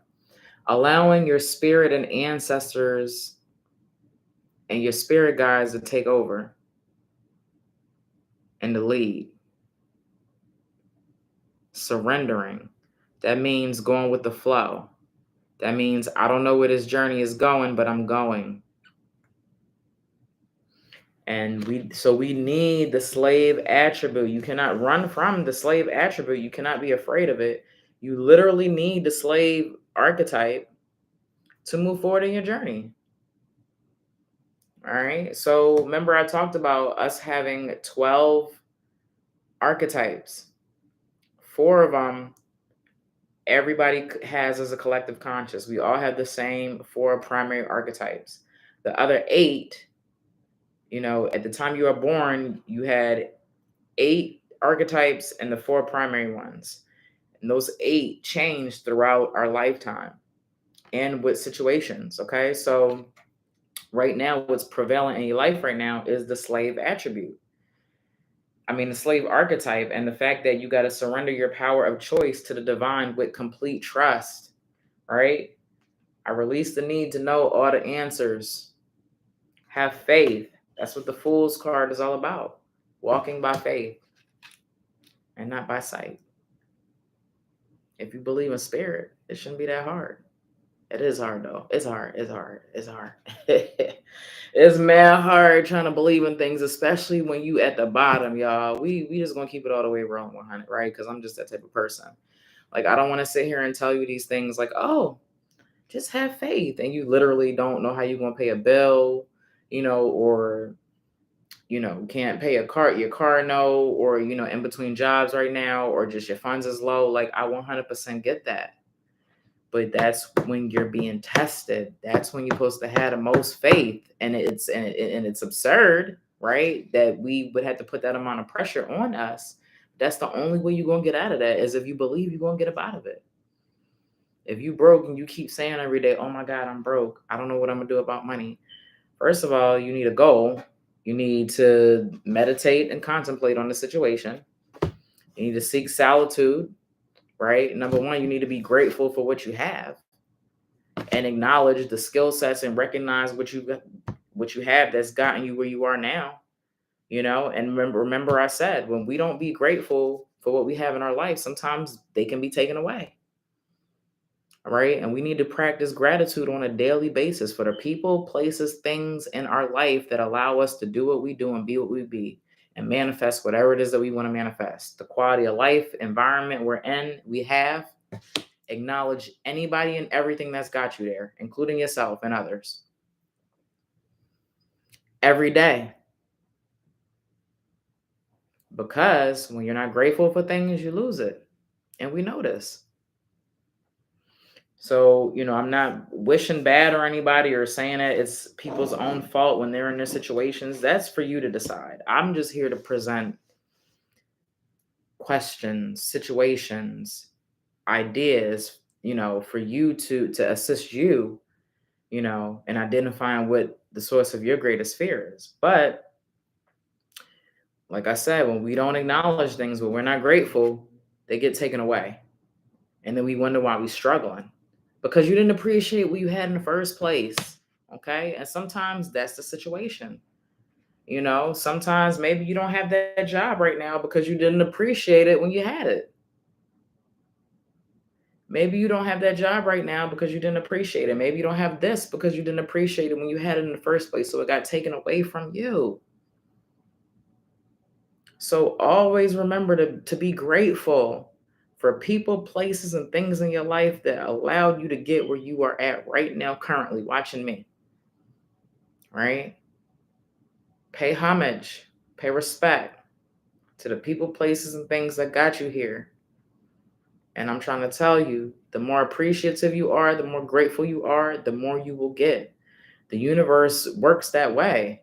The universe ain't going to give you more if you're not taking care of what you got. The universe is going to give you when you appreciate and you express that appreciation. I'm not pointing. All right. All right. So the shadow attribute of the slave archetype is giving your willpower to an external authority out of fear of making your own choices. What is the source of my greatest fear? I don't even want to talk about what's been going on the past 2 years. People being forced to take a shot, trying to word these things so they don't flag my stuff later. They'll be messing up my video when I'll be trying to edit it when you say certain things. I'm not going to judge. I don't have a stance.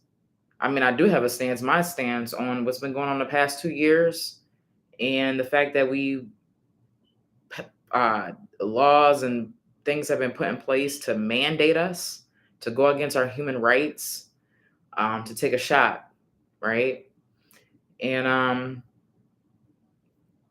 a lot of people lost their jobs because they were not going to take that shot, right? And a lot of people have been moving in fear the last 4 years. They've been basing all their life choices and things around this situation that's been going on the past 2 years. And it's been sad and scary to see people operate and move through fear. I mean, we were in masks that really don't really stop any type of, only one type of mask actually like stop the spread of this thing. And, we weren't masks, bandanas. Like, is this a joke? And I'm not saying that the situation that's happened the past 2 years wasn't real. I'm not saying that real people didn't die from these things because all of that happened. But what I'm saying is these last 2 years have put people in a place of fear. And they don't know which way to go. They don't know how to move forward. Their whole life is just based around this fear of this thing, Giving your willpower to an external authority out of fear. And not even really just talking about this situation that's been going on for the past 2 years, but, if you're at a job where you feel like you got to listen to your boss, you don't want to stand up to your boss because you're afraid you're going to get fired, okay? You can't move in that way. You're allowing them to take your power. You can't be out here powerless. Take your power back. Be resolution-based. Figure out a way. Figure out a way to work around that. When there's a will, there's a way. Speak on it at night. I don't know if y'all know, but whatever you tell yourself, If you give your brain things to like resolve when you go to sleep, it works on trying to resolve these things. So, before you go to sleep, talk on things that you need to solve. And your brain will work for you if you're not eating late, if like you actually have a cutoff time to not eat and your body is just capable of, working on itself and not digesting food. Also, your brain will find these things for you, will work out these resolutions for you. Okay. It's amazing what your brain and your body will do when you're not stuffed with food, right? So the source of my greatest fear is understanding that you don't want to give your willpower up to an authority out of fear of making your own choices, okay? So with that being said, I'm gonna come back to this. Read. Get information. Don't be out here not knowing what's going on as far as politics is concerned, as far as local politics, state politics, federal politics. Be aware out here. You know what I mean? Be aware of your rights and what's going on. I did not get a shot. I didn't. This whole entire time, and I've never had the whatever it is, never had it. And was moving in all types of places and was able to move through places, with paperwork, exemption. Like I found a way to maneuver through life without violating myself and my rights and what I stood for. So if there's a will, there's a way. Okay. There's a will, there's a way. Just going back to that situation. But like, don't feel like, or if you're in a situation, to me, domestic violence comes up right now, especially with the slave archetype, being in a situation where they're controlling you and you feel like you have no power. You don't know what to do. You don't know where to go. Be resolution based. Even if you feel like you don't have the answer right now, start talking out loud and thinking about, like I said, say it to yourself late at night. Start thinking about, start getting focused, meditate, contemplate.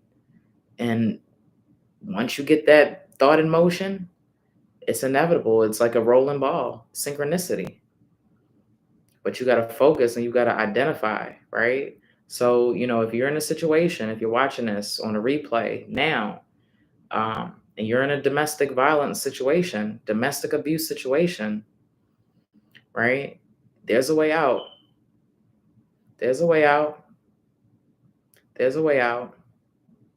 I know you feel like it may not be a way out by now, but trust, okay? You're gonna take your power back. All right. And it's gonna happen.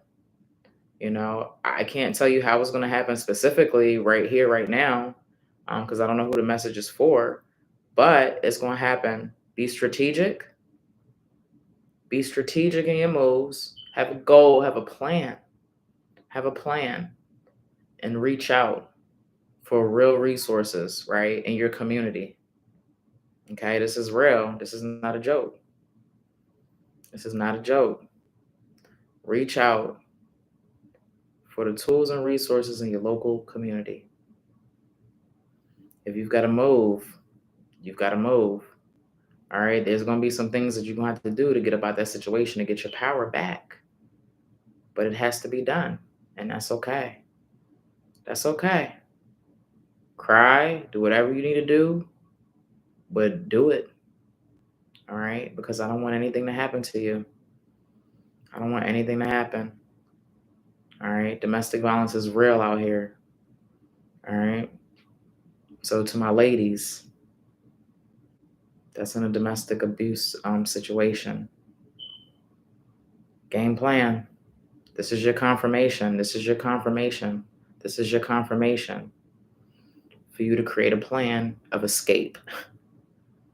Okay? Dead ass.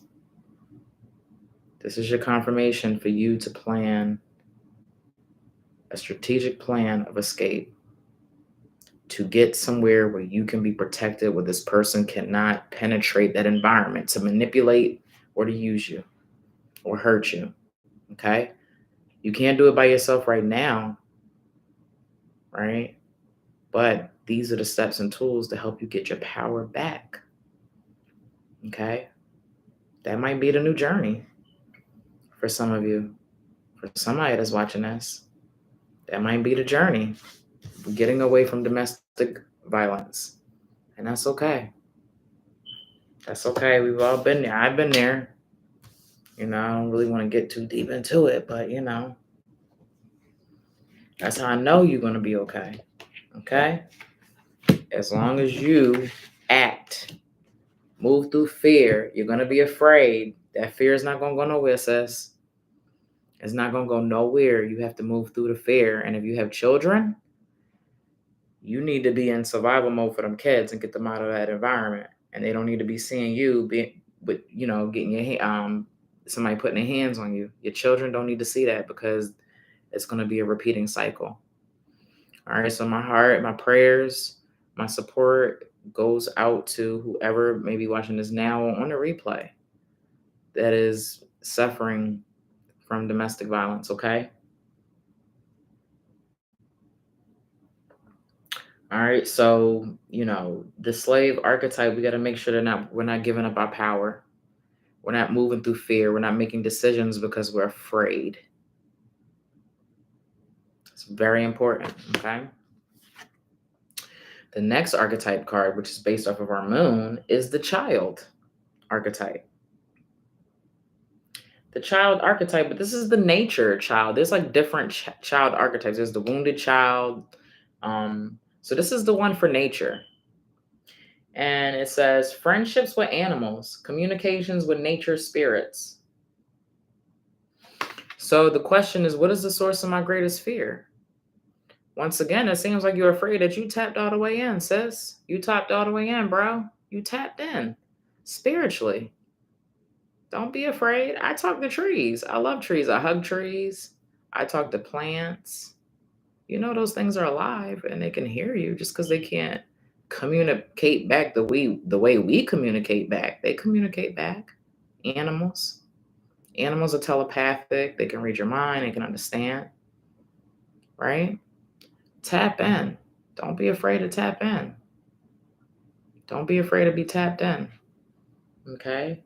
Maybe this is your confirmation that you need to get an animal. Get a pet or something. Or maybe this is confirmation that you need to go out and explore, go into nature. It's starting to get nice out a little. No, it ain't nice. It was fucking snowing today. I'm talking about starting to get nice out. It was nice last week. I don't understand why it was so warm and hot, and then all of a sudden it's freaking snowing. But government over here playing with the weather. Let me stop saying triggering stuff. Try if you can. If you don't mind the cold, go out to the park. Go in nature. I know when it gets nice, I'm going right out to the park. I go to Glasgow Park in Newark, Delaware, and I walk barefoot in the woods. Me and my husband and the kids. I take my shoes off and I ground right there in the woods, and I walk for miles barefoot. And sometimes we just sit out there in the middle of the woods and just take everything in and release all the toxic energy that we're carrying, release it into Mother Earth, right? So that's important to be tapped in, right? And then also, this is important to be tapped in because you may be receiving messages from your spirit guides and your ancestors through animals and plants and nature, okay? So stop running from that. I don't know, do you feel weird or did you hear something from a tree or from an animal and you're afraid to tell somebody that you heard something? Like, there's all types of psychic abilities, right? There's all types of ways of being tapped in. And some people are in tune and tapped in with animals and nature. Okay. So don't be afraid of it. Pick up on it. Or if it's a certain animal, what do y'all know about animal totems, animal guides, right? Animals that were coming up in my life was an owl at this particular time. It used to be like a raven. Crows and ravens used to show up all the time around me. And for the life of me, I couldn't figure out why. I'm like, why the fuck is it always crows around? Like in the weirdest places, right? Just oddly, how things just like stick out because it's just odd. And so I had Googled up crows as a spirit animal, and it fit, for that time what it meant for the crow. But lately, an owl's been coming up. An owl. I've been seeing owls everywhere through cartoon imagery. I got some free readings done for me. Just everywhere. It's just owl association. And so I looked up what owls were, and it dealt with wisdom and just a whole bunch of different other stuff. But my point is, if you've got an animal or you've got something that's constantly showing up, it could be an animal totem. It could be an animal guide. I used to have a black widow as an animal guide, a animal guide at one point. Black widows kept coming up for me. You know, so just don't forget that, okay? And just kind of remember that when we are talking about nature, um, friendship with animals, communication with nature spirits. There's all types of, like, when I was younger, I used to be into Greek mythology, right? And like the spirit, the like what is it? The spirit nymphs and the fucking like just all the little forest nymphs and fucking gnomes and fairies and things that we think are not real, and just different spirits, tree spirits, the sky spirits.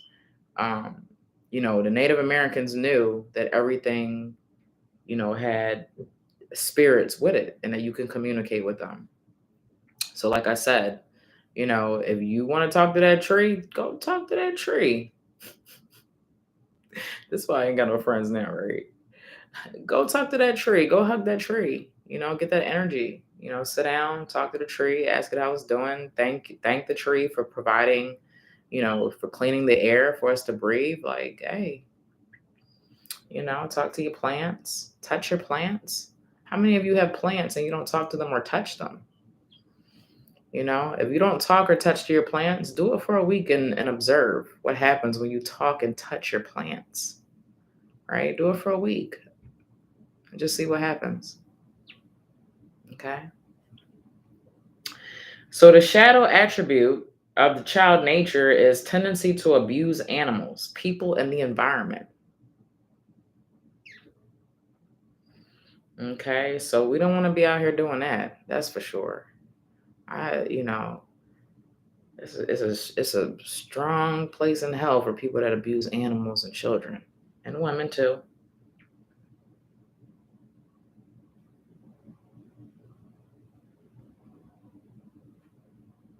Being tapped in through nature, that means that you care. You're empath to a certain level.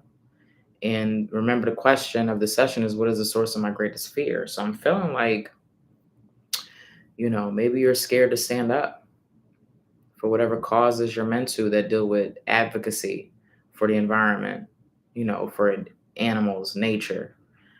Maybe you're meant to be some type of advocate. All right. So just think about those things. Just think about those things, right? So we have finally, y'all. It's a hour and 53 minutes, and I'm good. I knew it was going to take about 2 hours. I pretty much know it. That's how it usually goes.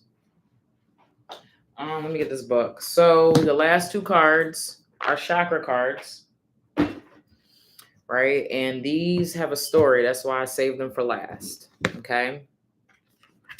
So hey, for those of y'all that have tuned in, unfortunately, it's almost over, right? I've been on here for a little over 2 hours. This is the Shadow Work Life Coaching Program based off my 21 questions shadow guide material. And right now we're currently in the denial stage, and we're asking the question, what is the source of my greatest fear? If you missed it and you want to catch it, subscribe to my mailing list and you'll get it for the 24-hour replay, because after that, it's going away and it's going to get packaged up for my 5-week shadow work life coaching program that I'm creating, right? And if you want to be a part of this program, then feel free to also click the link in my bio, go to my link tree, and subscribe to the waiting list for this program. It'll be available after everything's done. There are 21 questions, so there's going to be 21 video sessions in this life coaching program, and it spans over 5 weeks. And so each week, you'll get each stage to work on, and it's going to be a 5-week process, right?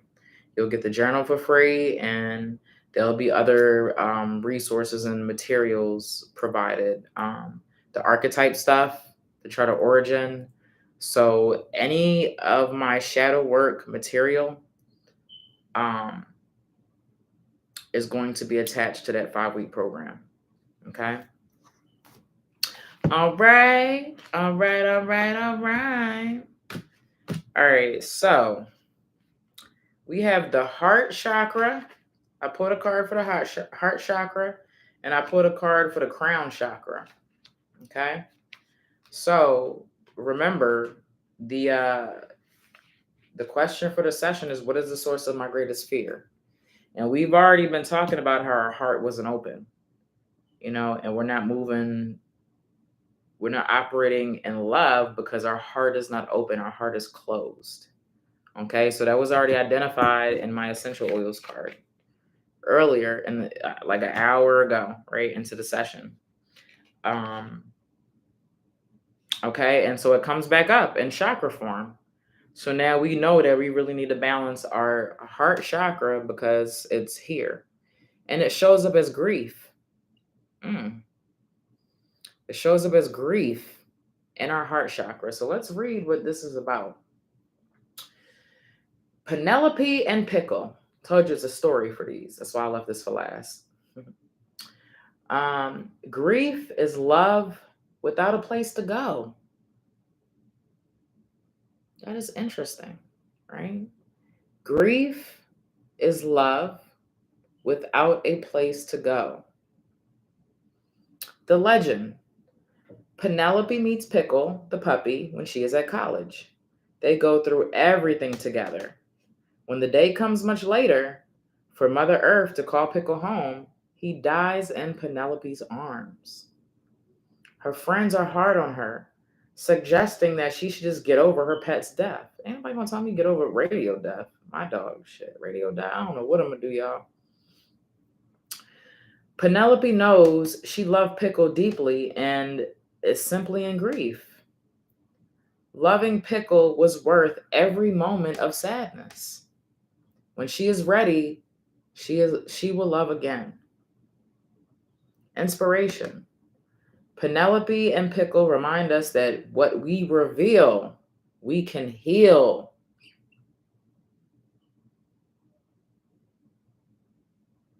What we reveal, we can heal. Give yourself time. You'll love again. If you honor your pain, it will change your life. So let's just think about that. Because I didn't even think about that. That's reciprocity on the grief, love frequency. I never thought about that, like weigh and measure, like on a scale. You know what I mean? So think about how much you love somebody. And if you put that on the scale, if something was to happen, one side is the love you feel, and the other side is the grief that you're supposed to have when these people move on. So think about that. All right. So if you've ever tried to push somebody to get over something, a pet or a loved one who's passed away, or somebody's tried to make you get over a pet or a loved one that's passed away, just think about that. The amount of time you love somebody, you're going to probably need the same amount of time, if not more, to go through that grieving process, that scale, that reciprocity on love and grief, right? That's really interesting. Personal inquiry. Is lingering grief preventing me from progress? What can I see in my heart? Remember, this session is, what is the source of my greatest fear? I think it's letting go of that grief. Some people, maybe you feel like holding on to the grief is all you have of that pet or that loved one, especially if there are no pictures or no sentimental things, that can actually, this is annoying me so bad. I gotta reride this. Look at this, y'all. It's just like, I'm sorry. I got ADD. That's annoying me. But yeah.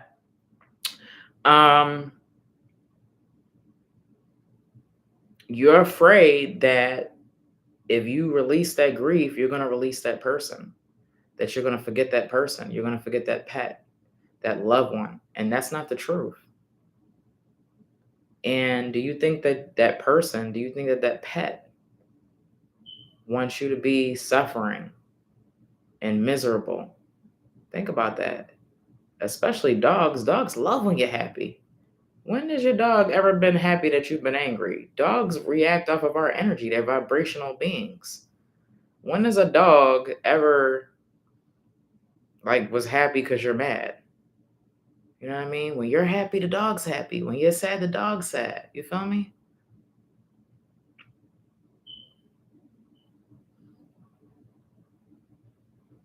You know? And then what if it's a person? Do you think that loved one wants you sitting around moping that they're gone? They still want you to connect with them. You can build the ancestor altar. You can still talk with them. They may not be here in a physical sense. They may not be here in a physical sense, but they still with you. So nothing's lost. Energy is transformed. Energy don't die. Energy is just transformed. Okay? So just remember that. Just remember that. So release that grief. Let it go. Let it go. They don't even want you sitting around like that. They don't even want you sitting around depressed like that. And you know that. You know? Release. This is your confirmation. This is your calling, your message to release that grief and let it go. What can you see in your heart? What can you see in your heart? Key ideas attached to this, to grief. Feeling grief, healing process, missing someone or something, being unafraid of sadness, and love is on the horizon. And that's another thing that I want to talk about too, where it says being unafraid of sadness. And not because I'm like an emo person and Capricorn, like, I don't know, for some reason, like Capricorns thrive on depression. Like, I need to be depressed to be motivated. It's like some weird thing going on. But society is always like shunning like negative feelings, feelings that, we don't feel good when we have them, being sad, being angry, being afraid. And that's why we don't know how to sit in these feelings.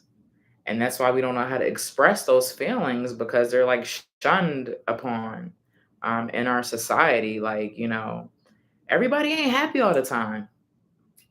Everybody's not happy. If you walk around happy all the time, you either high or you're crazy. I'm sorry. Nobody's fucking happy all the time, 24/7. We just gonna keep it 100 and keep it real, right? Because we adults here. Okay. There are pockets of periods where you have your ups and you have your downs. And for some people, it's stronger in other people. It's stronger and it may be stronger in you than in other people. Some people have bipolar depression. Some people have seasonal depression. We all go through periods of sadness, right?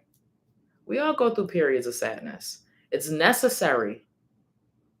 That's balance.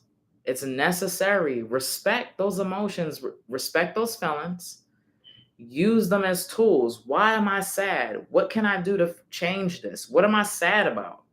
Let me journal, let me write, let me create, let me express. When you're going through these things, you can also use them for the creation process, whether if you do art or, if you create anything, really, you can utilize those emotions just like you use happy, excited, thrilled, just like you use those emotions. You can use sad, angry, depressed. You can use those to create. Okay, so like, if you're sad, sit in that sadness, respect the sadness, sit in it, respect it. If you can identify where it's coming from, let's identify it. And then when we identify it, let's write down some steps that we can take to help alleviate the sadness. Do you go outside and sit in the sun and get vitamin D? Do you exercise?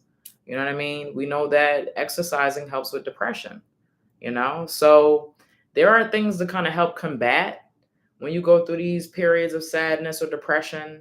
to cut them short, to kind of help you move through it, right? But trying to avoid it, trying to push it away, trying to bottle up those feelings and not expressing what you're talking about. Men, my men that's watching this, if there's any men watching this now on the replay, it's like y'all can't express yourself. And I really feel bad for men, especially in the Black community, in the Black culture, or, Hispanic culture too. A lot of different cultures, but I'm connecting with the Black community. But like Black men are generally speaking, not able to communicate and express how they feel. But when they do it, they're looked at like they're crazy. Right? And then don't be light skin or dark skin. If you're a dark skinned Black man, nobody give a damn about you, yet alone you're a man. But then it takes a different dynamic if you light skin or dark, which is crazy. You know what I mean? So it's important, if you're a person of color, if you come from an impoverished community, if you come from a background where you're not educated and don't speak well, that's okay. That's okay. I come from an impoverished background. My family did speak well though, but when I graduated, just like any other person who graduated from a public school in a Black community, I did not graduate at a 12th grade level with English and math. Generally speaking, children in Black communities that graduate high school, they're graduating at the 10th grade level. Whereas though, white suburbia, the white community, when they graduate, they're at their capacity at 12th grade, if not higher education. So just understand the things that we are built up against, and that's okay. None of these are things that's a crutch or to be used, to cry victim. These things are to be identified so that we can figure out how to use it to help us get where we need to go, or what tools do we need to acquire to help us gain that skill set. It's hard as fuck communicating, especially expressing your feelings, especially if it's with people who are not used to expressing their feelings, right? I don't come from a 2-parent household, but I have a 2-parent household, me and my husband, right? And we argue about things. We argue about raising kids, things to do, and we don't agree, right? And we have to learn how to communicate and express our feelings and our emotions towards each other. Neither one of us ever seen a 2-parent home growing up. You know what I mean? And so we're creating something that has never been done before. And so things are hard. Things are hard, especially when you're breaking cycles in your family, for your bloodline, when you're breaking generational curses. Okay? Things get difficult. And for the Black community and whatever else, but like I said, I relate to the Black community, communicating and expressing our feelings, specifically Black men, that has to change. That has to change, men have feelings. I don't know why in this day and age, like it's weird to like not want to support men. I don't know. And I understand the plight that women go through, right? But we can express ourselves, right? We can express ourselves, especially Black women.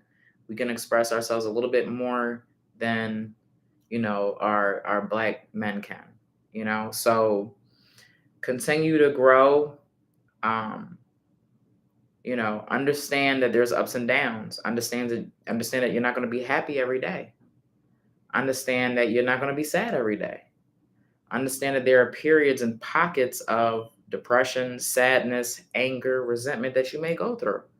And understand that it's okay to feel those things, right? And understand that you can create, you can transform from those feelings and from that place. You can use that to create.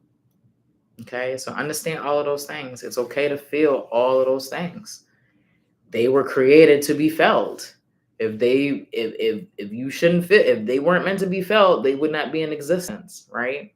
Everything is just a matter of balance and what's healthy and what's not healthy, right? When we can't get through that depression, when we can't get up out the bed, when we start being hindered because of our sadness, that's when it becomes a problem. And that's when you maybe need to step in and get some professional or medical help, clinical help. And that's okay too. Whatever you got to do to help you, but just understand that it's okay to be sad. It's okay. It's really okay. It's okay. You don't have to put on a smile on your face all the time, every day, 24/7. And let me also add to that, just because you're upset or you're angry doesn't mean that you get to take that out on people, though. That's another thing, communicate with people, let people know, hey, yo, if you're at work, like, hey, I'm just not in the best place right now, especially where you got to communicate and work in close proximity with somebody. You know what I mean? Like, tell them, my vibes are not right. My vibes is off today. I don't know what's going on. I'm just not feeling good. I'm not feeling right, but I'm here and I'm gonna do what I can. I don't really want to have any small talk or whatever. We can just keep it to what we got to do, and then move it forward. And it's nothing personal. I'm just in this funk right now. All right. And I'm trying to get up out of it. So you letting the other person know, you've told them what's going on, and so they don't get offended. They know where you're coming from, and they know that it's not them. And then they know that, eventually you'll get from out of that space.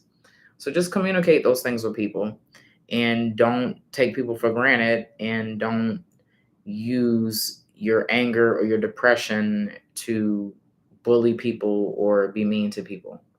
Okay.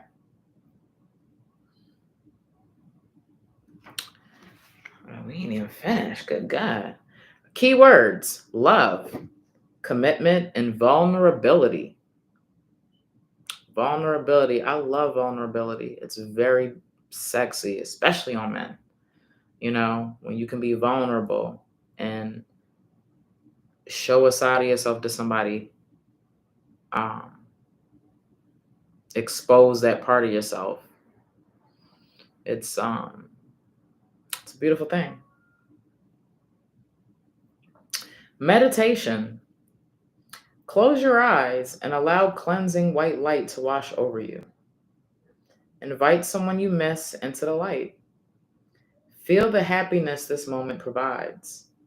Tell them how much you miss them and let them tell you the same. Create space for another visit in the future if you wish. So to me, that just sounds like visiting somebody in a construct. You know what I mean? Like, I don't know if you guys know anything about an astral construct. I don't want to get too deep on here.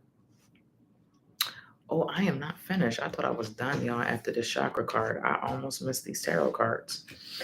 All right. So let me move on to the crown chakra, and this is rejection. This is rejection.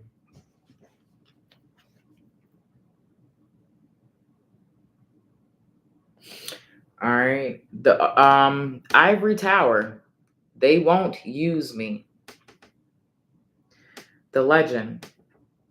The artist is summoned for jury duty, but they won't use him. He doesn't fit their concept of what a juror should be. He paints pictures no one understands. He lives alone. They want somebody who will put himself in the other guy's place, but he will never do that. He doesn't get mixed up with anything or anyone. They honor his individuality when they invite him, yet when he appears, they reject it by not using him. Inspiration. You don't have to be on the inside track. Be true to yourself, and you will not be unhappy. Rejection is spirit's protection. Personal inquiry. Am I working with or against my environment? What is the purpose of my present solitude? And we know we should be in solitude because it came up. That's one of the sources of our greatest fear, is just being in solitude and sitting in ourself, right? Doing mirror work, look at yourself in the mirror.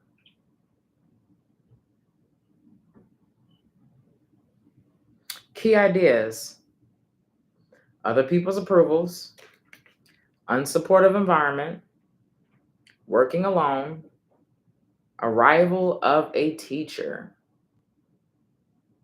Keywords: protection, exclusion, and development.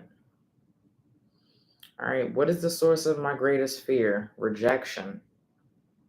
But we just got told that rejection is protection. It was not meant for you. It did not align with you and your purpose. It doesn't make it bad. It doesn't make it good. It just means that it didn't align with you and your journey. Rejection is protection. If it is not for you, it is not for you. What is for you is for you, and you will have it. What is not for you is not for you. Rejection is protection, okay? So if somebody's going through something and they've recently been rejected from a job, maybe you were trying to date somebody and they're not feeling you and they kind of brushed you off. Rejection is protection. Maybe he was a hoe. Maybe she was a hoe. Maybe they was toxic. Maybe they were domestic violence people. I don't know. But you were protected, and you over here crying, thinking that you lost out and you lucked up, not being in that situation or that environment that you was trying to get into. Right? And what you don't need to be doing is trying to force yourself into that situation. If you got rejected one time, you're going to get rejected again, and just leave it alone. You know? If it's something that you feel like you should have, like I said, okay, maybe try it again. But I wouldn't even try 3 times. Two times, if I try something and it's friction and resistance from the universe, I may try it again. And if I get that same resistance, I'm just going to let it and let it be. Maybe it's not the time or the place. Maybe that is maybe it's not necessarily that it's not for you, but maybe it's not the time or the place. Maybe it's just not the right alignment for that situation. And maybe it's something that's to come back to. But nonetheless, it's rejected. Spirit said denied. The Matumbo, right? No, no, no, no. All right, so rejection is protection. So stop crying over it and being afraid of not being accepted and being rejected. I tell you, I've been a loner. I mean, there's people that know me. I have associates and things, but I don't have close friends my entire life. I've been rejected my entire life from people. I'm like, well, what is it about me? I didn't know that I was just being prepared for my path, right? Just being prepared for my path. And I wasn't meant to be aligned with those particular people. And that's okay. It doesn't take away from me. It doesn't make me any less. Rejection is protection. Okay? Meditation. Oh, no, wait. Keywords: protection, exclusion, and development. Meditation. Imagine divine ivory light filtering down and encircling you. In the distance, the ivory tower beckons. You reach the castle, and the drawbridge slowly lowers. You enter the castle grounds and come to the tower. At the top of the stairs is a door. Inside is the place of no judgment. You have finally found your way home. That's deep, ain't it? All right, so I thought I was finished, y'all, but for some reason and somehow I skipped over the 2 tarot hermetic deck, the 2 hermetic cards. We got Princess of Swords here. We got 7 of Cups.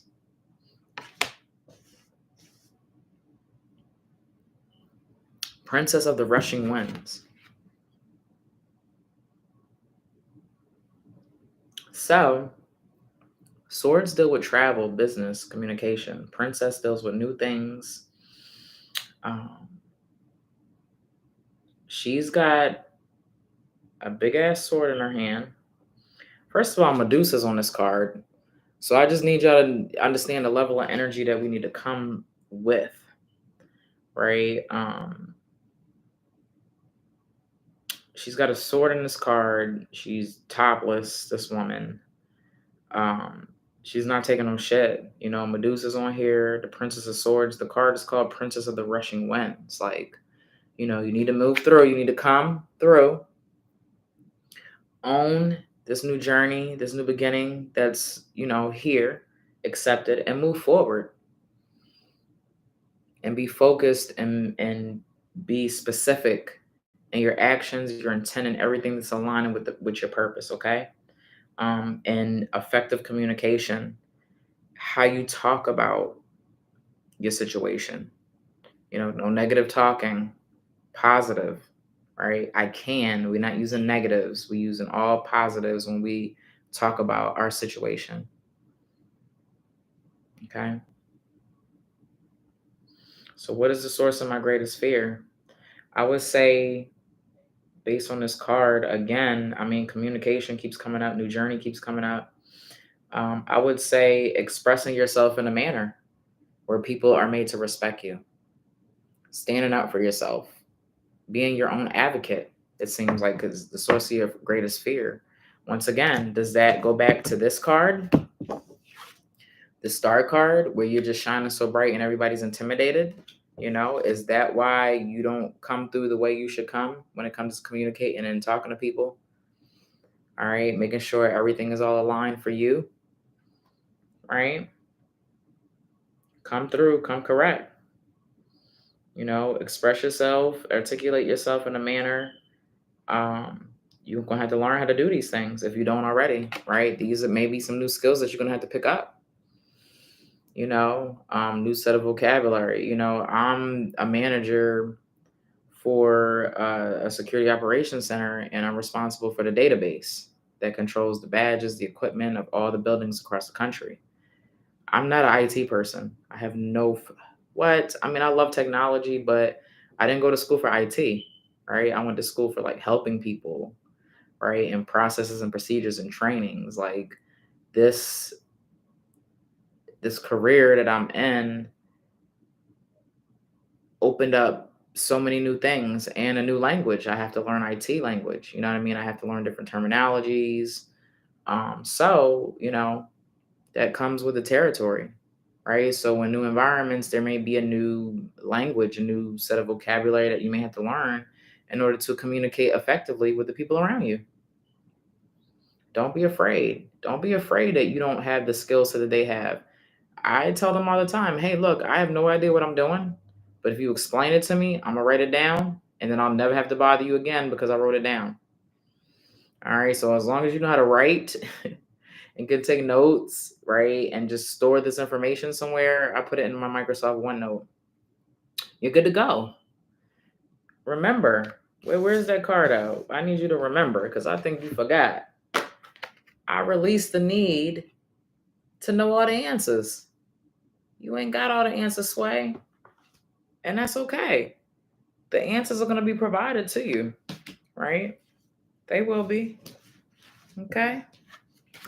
All right. And finally, our last card. We are 2.5 hours in with this session. This is beautiful, y'all. 7 of Cups, Lord of Illusionary Success. We've got Scorpio on here. We've got Mars on here. It's a lot of aggressive, wishy-washy type energy. All right. Everything that glitters ain't gold. What Kid Cudi say? I'm on a pursuit of happiness, and I know everything that shines ain't always gonna be gold. Yeah, I'll be fine once I get it. I'll be good. Okay, so the grass ain't green on the other side, just like Chris Brown said. The grass ain't greener on the other side. I got a song for everything, you gotta trust. All right, so let's focus on relationships here. So if you were thinking about leaving your significant other because you feel like you're tired of talking, nothing's happening, maybe you just want to give it one last shot and just try something different this time. Try something different the next time y'all sit down. Because y'all both love each other, and it would be a shame if you were to split up, especially if you're married, because marriage is for life. And I do believe that, and I pray and I hope that I'll be married for life. But marriage is for life. It's supposed to be. Till death do you part. So if you're traditional, if that's how you feel, then you know that you have to come to a resolution. Because you're never going to find nobody like that person you got. That person you got is one of one. That person you got is one of one. And you are one of one for your person. If they're not understanding or they're, your significant other's treating you messed up, you are one of one. And, sometimes it's like, well, why do I have to show them? But hey, just sit down and let them know one last time why you are one of one.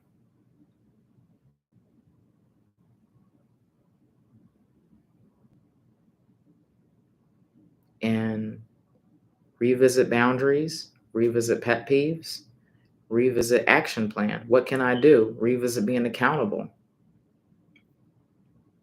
Because it's not going to be better. If you leave him, if you leave her, you're not going to find nobody better. Trust and believe. And if y'all got time in, y'all might as well go ahead and work it out. If there's no domestic abuse, right? I'm not supporting domestic abuse. I mean, I know there's emotional abuse, there's whatever. I don't know. All I'm saying is that if you feel like this is confirmation. If none of those things are going on, where there's, all types of abuses that's just making you just have low self-esteem, maybe it's just a communication. Y'all just not really seeing eye to eye. You know, work it out. Try to work it out, because it's not going to be better. If you leave that person, it's going to be worse. It's going to be worse, unfortunately, right? Lord of Illusionary Success is what this card is called. Lord of Illusionary Success. That means that Lord of Illusionary Success. You were successful at an illusion. It's not real. It's not what it is. So, try one more time to work it out. Try if you can. Maybe there'll be a different breakthrough, but bring something different to the table.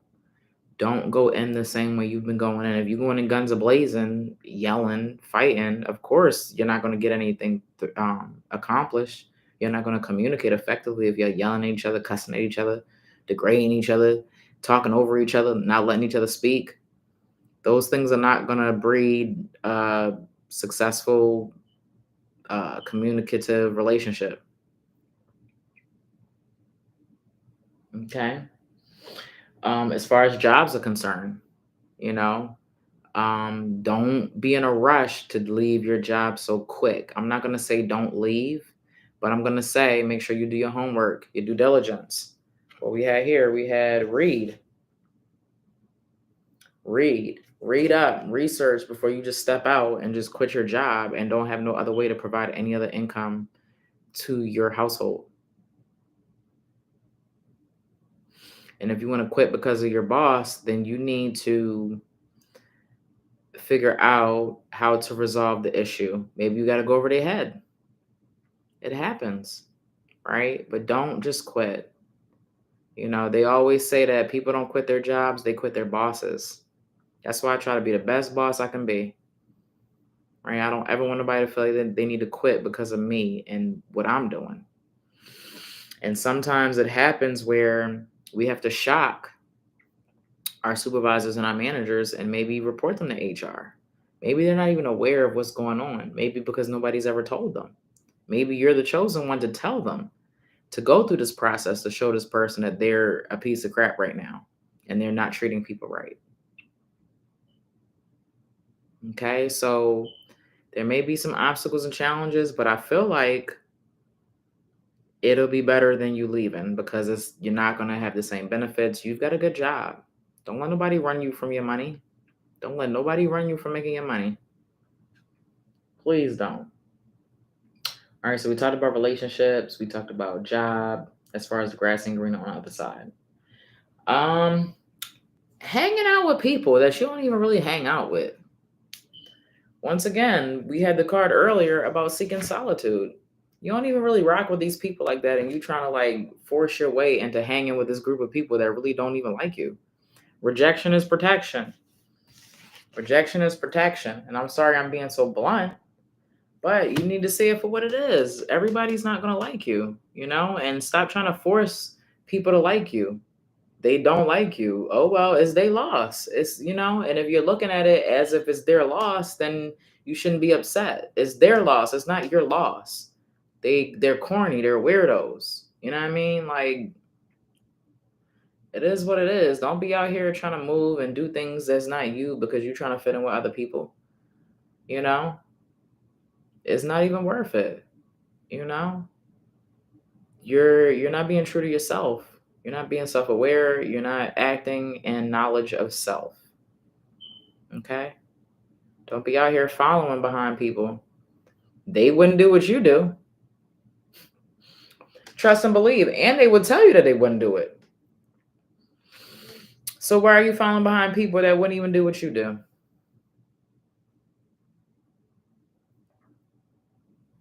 Okay? Let's just be real here. So any moves or decisions where you feel like you want to leave abruptly or impulsively, don't do it.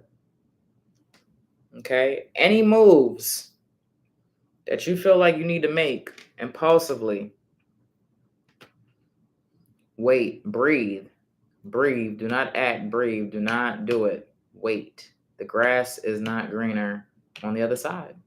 It is an illusion that you are going to get something better if you leave whatever the situation is abruptly like that.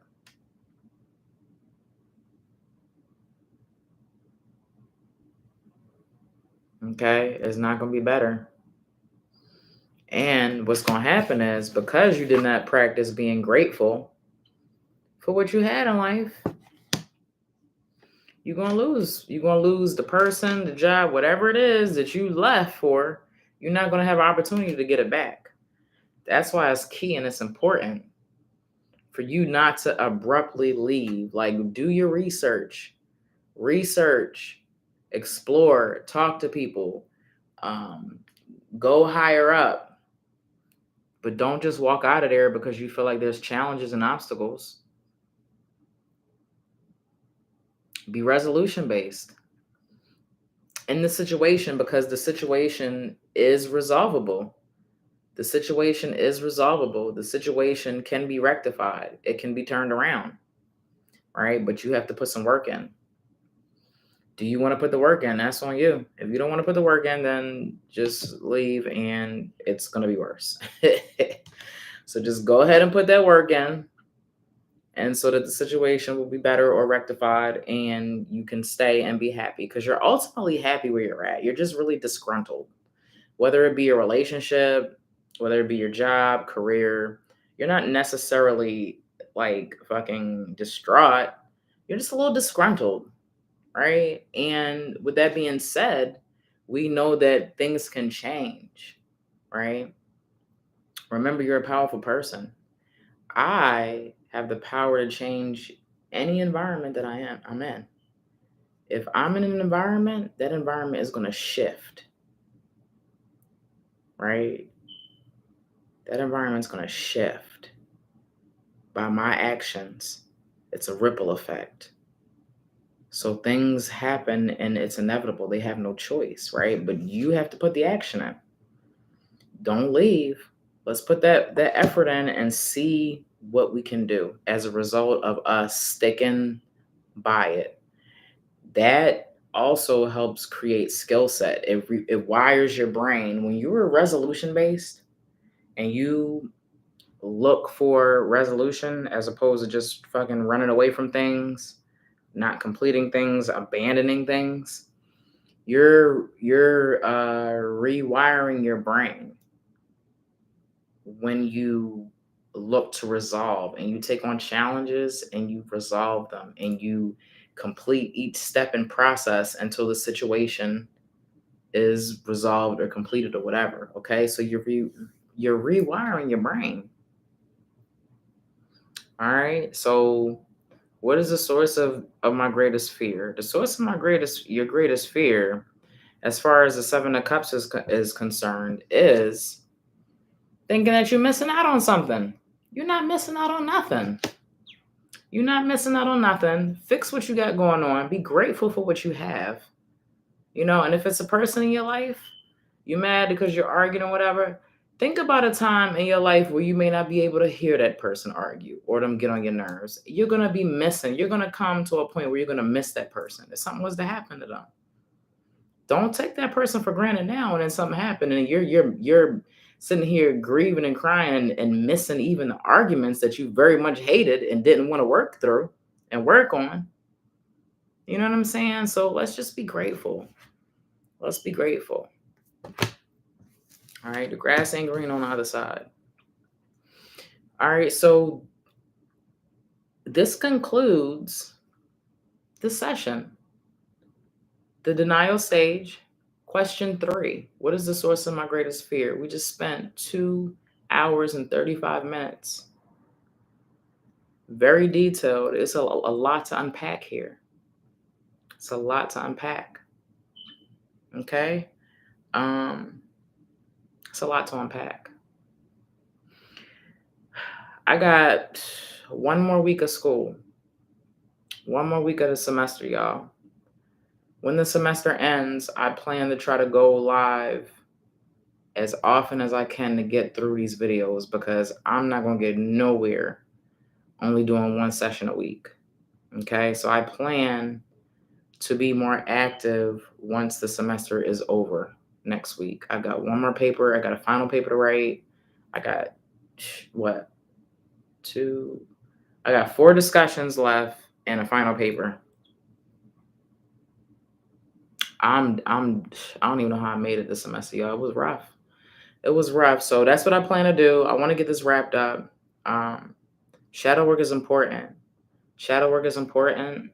And as you can see, the questions can be utilized with divination tools. You can answer them yourself. You don't need divination tools to answer these questions. I choose to use those because I feel like it provides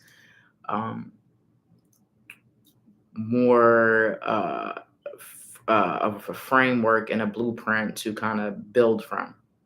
And we can start here. Okay.